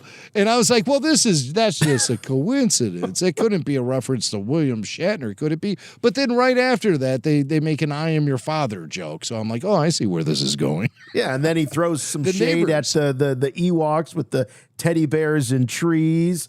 And then Hamill's talking about beaming something.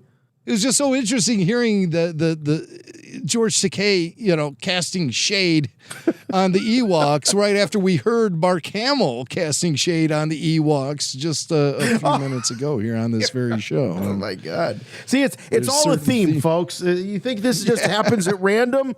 No. There's just all kinds of planning that goes into this and strategy. Very conceptual here at Rebel Force Radio. Yes.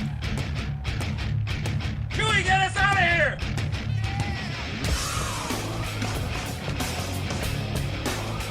Okay, that's going to wrap things up for us here for another week at Rebel Force Radio. Thank you all so much for tuning in and hanging out with us. Hope you had a good time. I know we had a good time. And there's still more on Rebel Force Radio on Patreon, and we'll be back next week with all new Rebel Force Radio. The best in Star Wars news, commentary, interviews, conversation. So if you... Oh, did you... I'm looking at the show notes. I thought you deleted something. Like the screen just went blank here. You think I know all this stuff by now. If you're interested in helping us out, Patreon.com. Yeah, if you're interested in helping us out at Rebel Force Radio, the best way you can do it is to support us. Like we were saying, over on Patreon. It's a great place to meet new Star Wars fans, great community of folks, and podcasts you can't get anywhere else. Got the Q&A, got the Babu Freaks, got the RPG. So check it out, Rebel Force Radio, over on Patreon, patreon.com/Rebel Force Radio. We also have YouTube channel. It's got lots of archives over our many, many years of Star Wars podcasting, including interviews with people like Mark Hamill, the aforementioned Mark Hamill. So check all that out at Rebel Force Radio over on YouTube, youtube.com/Rebel Force Radio. Please subscribe, like, leave a comment. That helps us out a great deal. Also, occasionally we release highlights of the full show video that, by the way, is only available in its entirety when you are an All Access member on Rebel Force Radio on Patreon. We are on all the socials. You can find us on Facebook. You can find us on Instagram. You can find us on X. Check us out there. Follow us in all of our adventures. We'll keep you up to date on with the latest and greatest going on with Rebel Force Radio. And speaking of which, you can find us on our website, the official website for all things and everything RFR, rebelforceradio.com. If your podcatcher of choice allows you to do so, please subscribe, follow us, however they do it there. It used to be you subscribe, now you follow podcasts. So whatever it is, please make it so that this podcast is delivered to you each and every week. And also, if your podcatcher of choice allows you to do so, please leave a review. We love to have your reviews. We read them all. Just one simple rule, please. Make them good. That'll do it for us this week. We'll see you next week here on Rebel Force Radio. But until then, for RFR, I'm Jason. And I'm Jimmy Mack. And remember, The Force will be with you, always.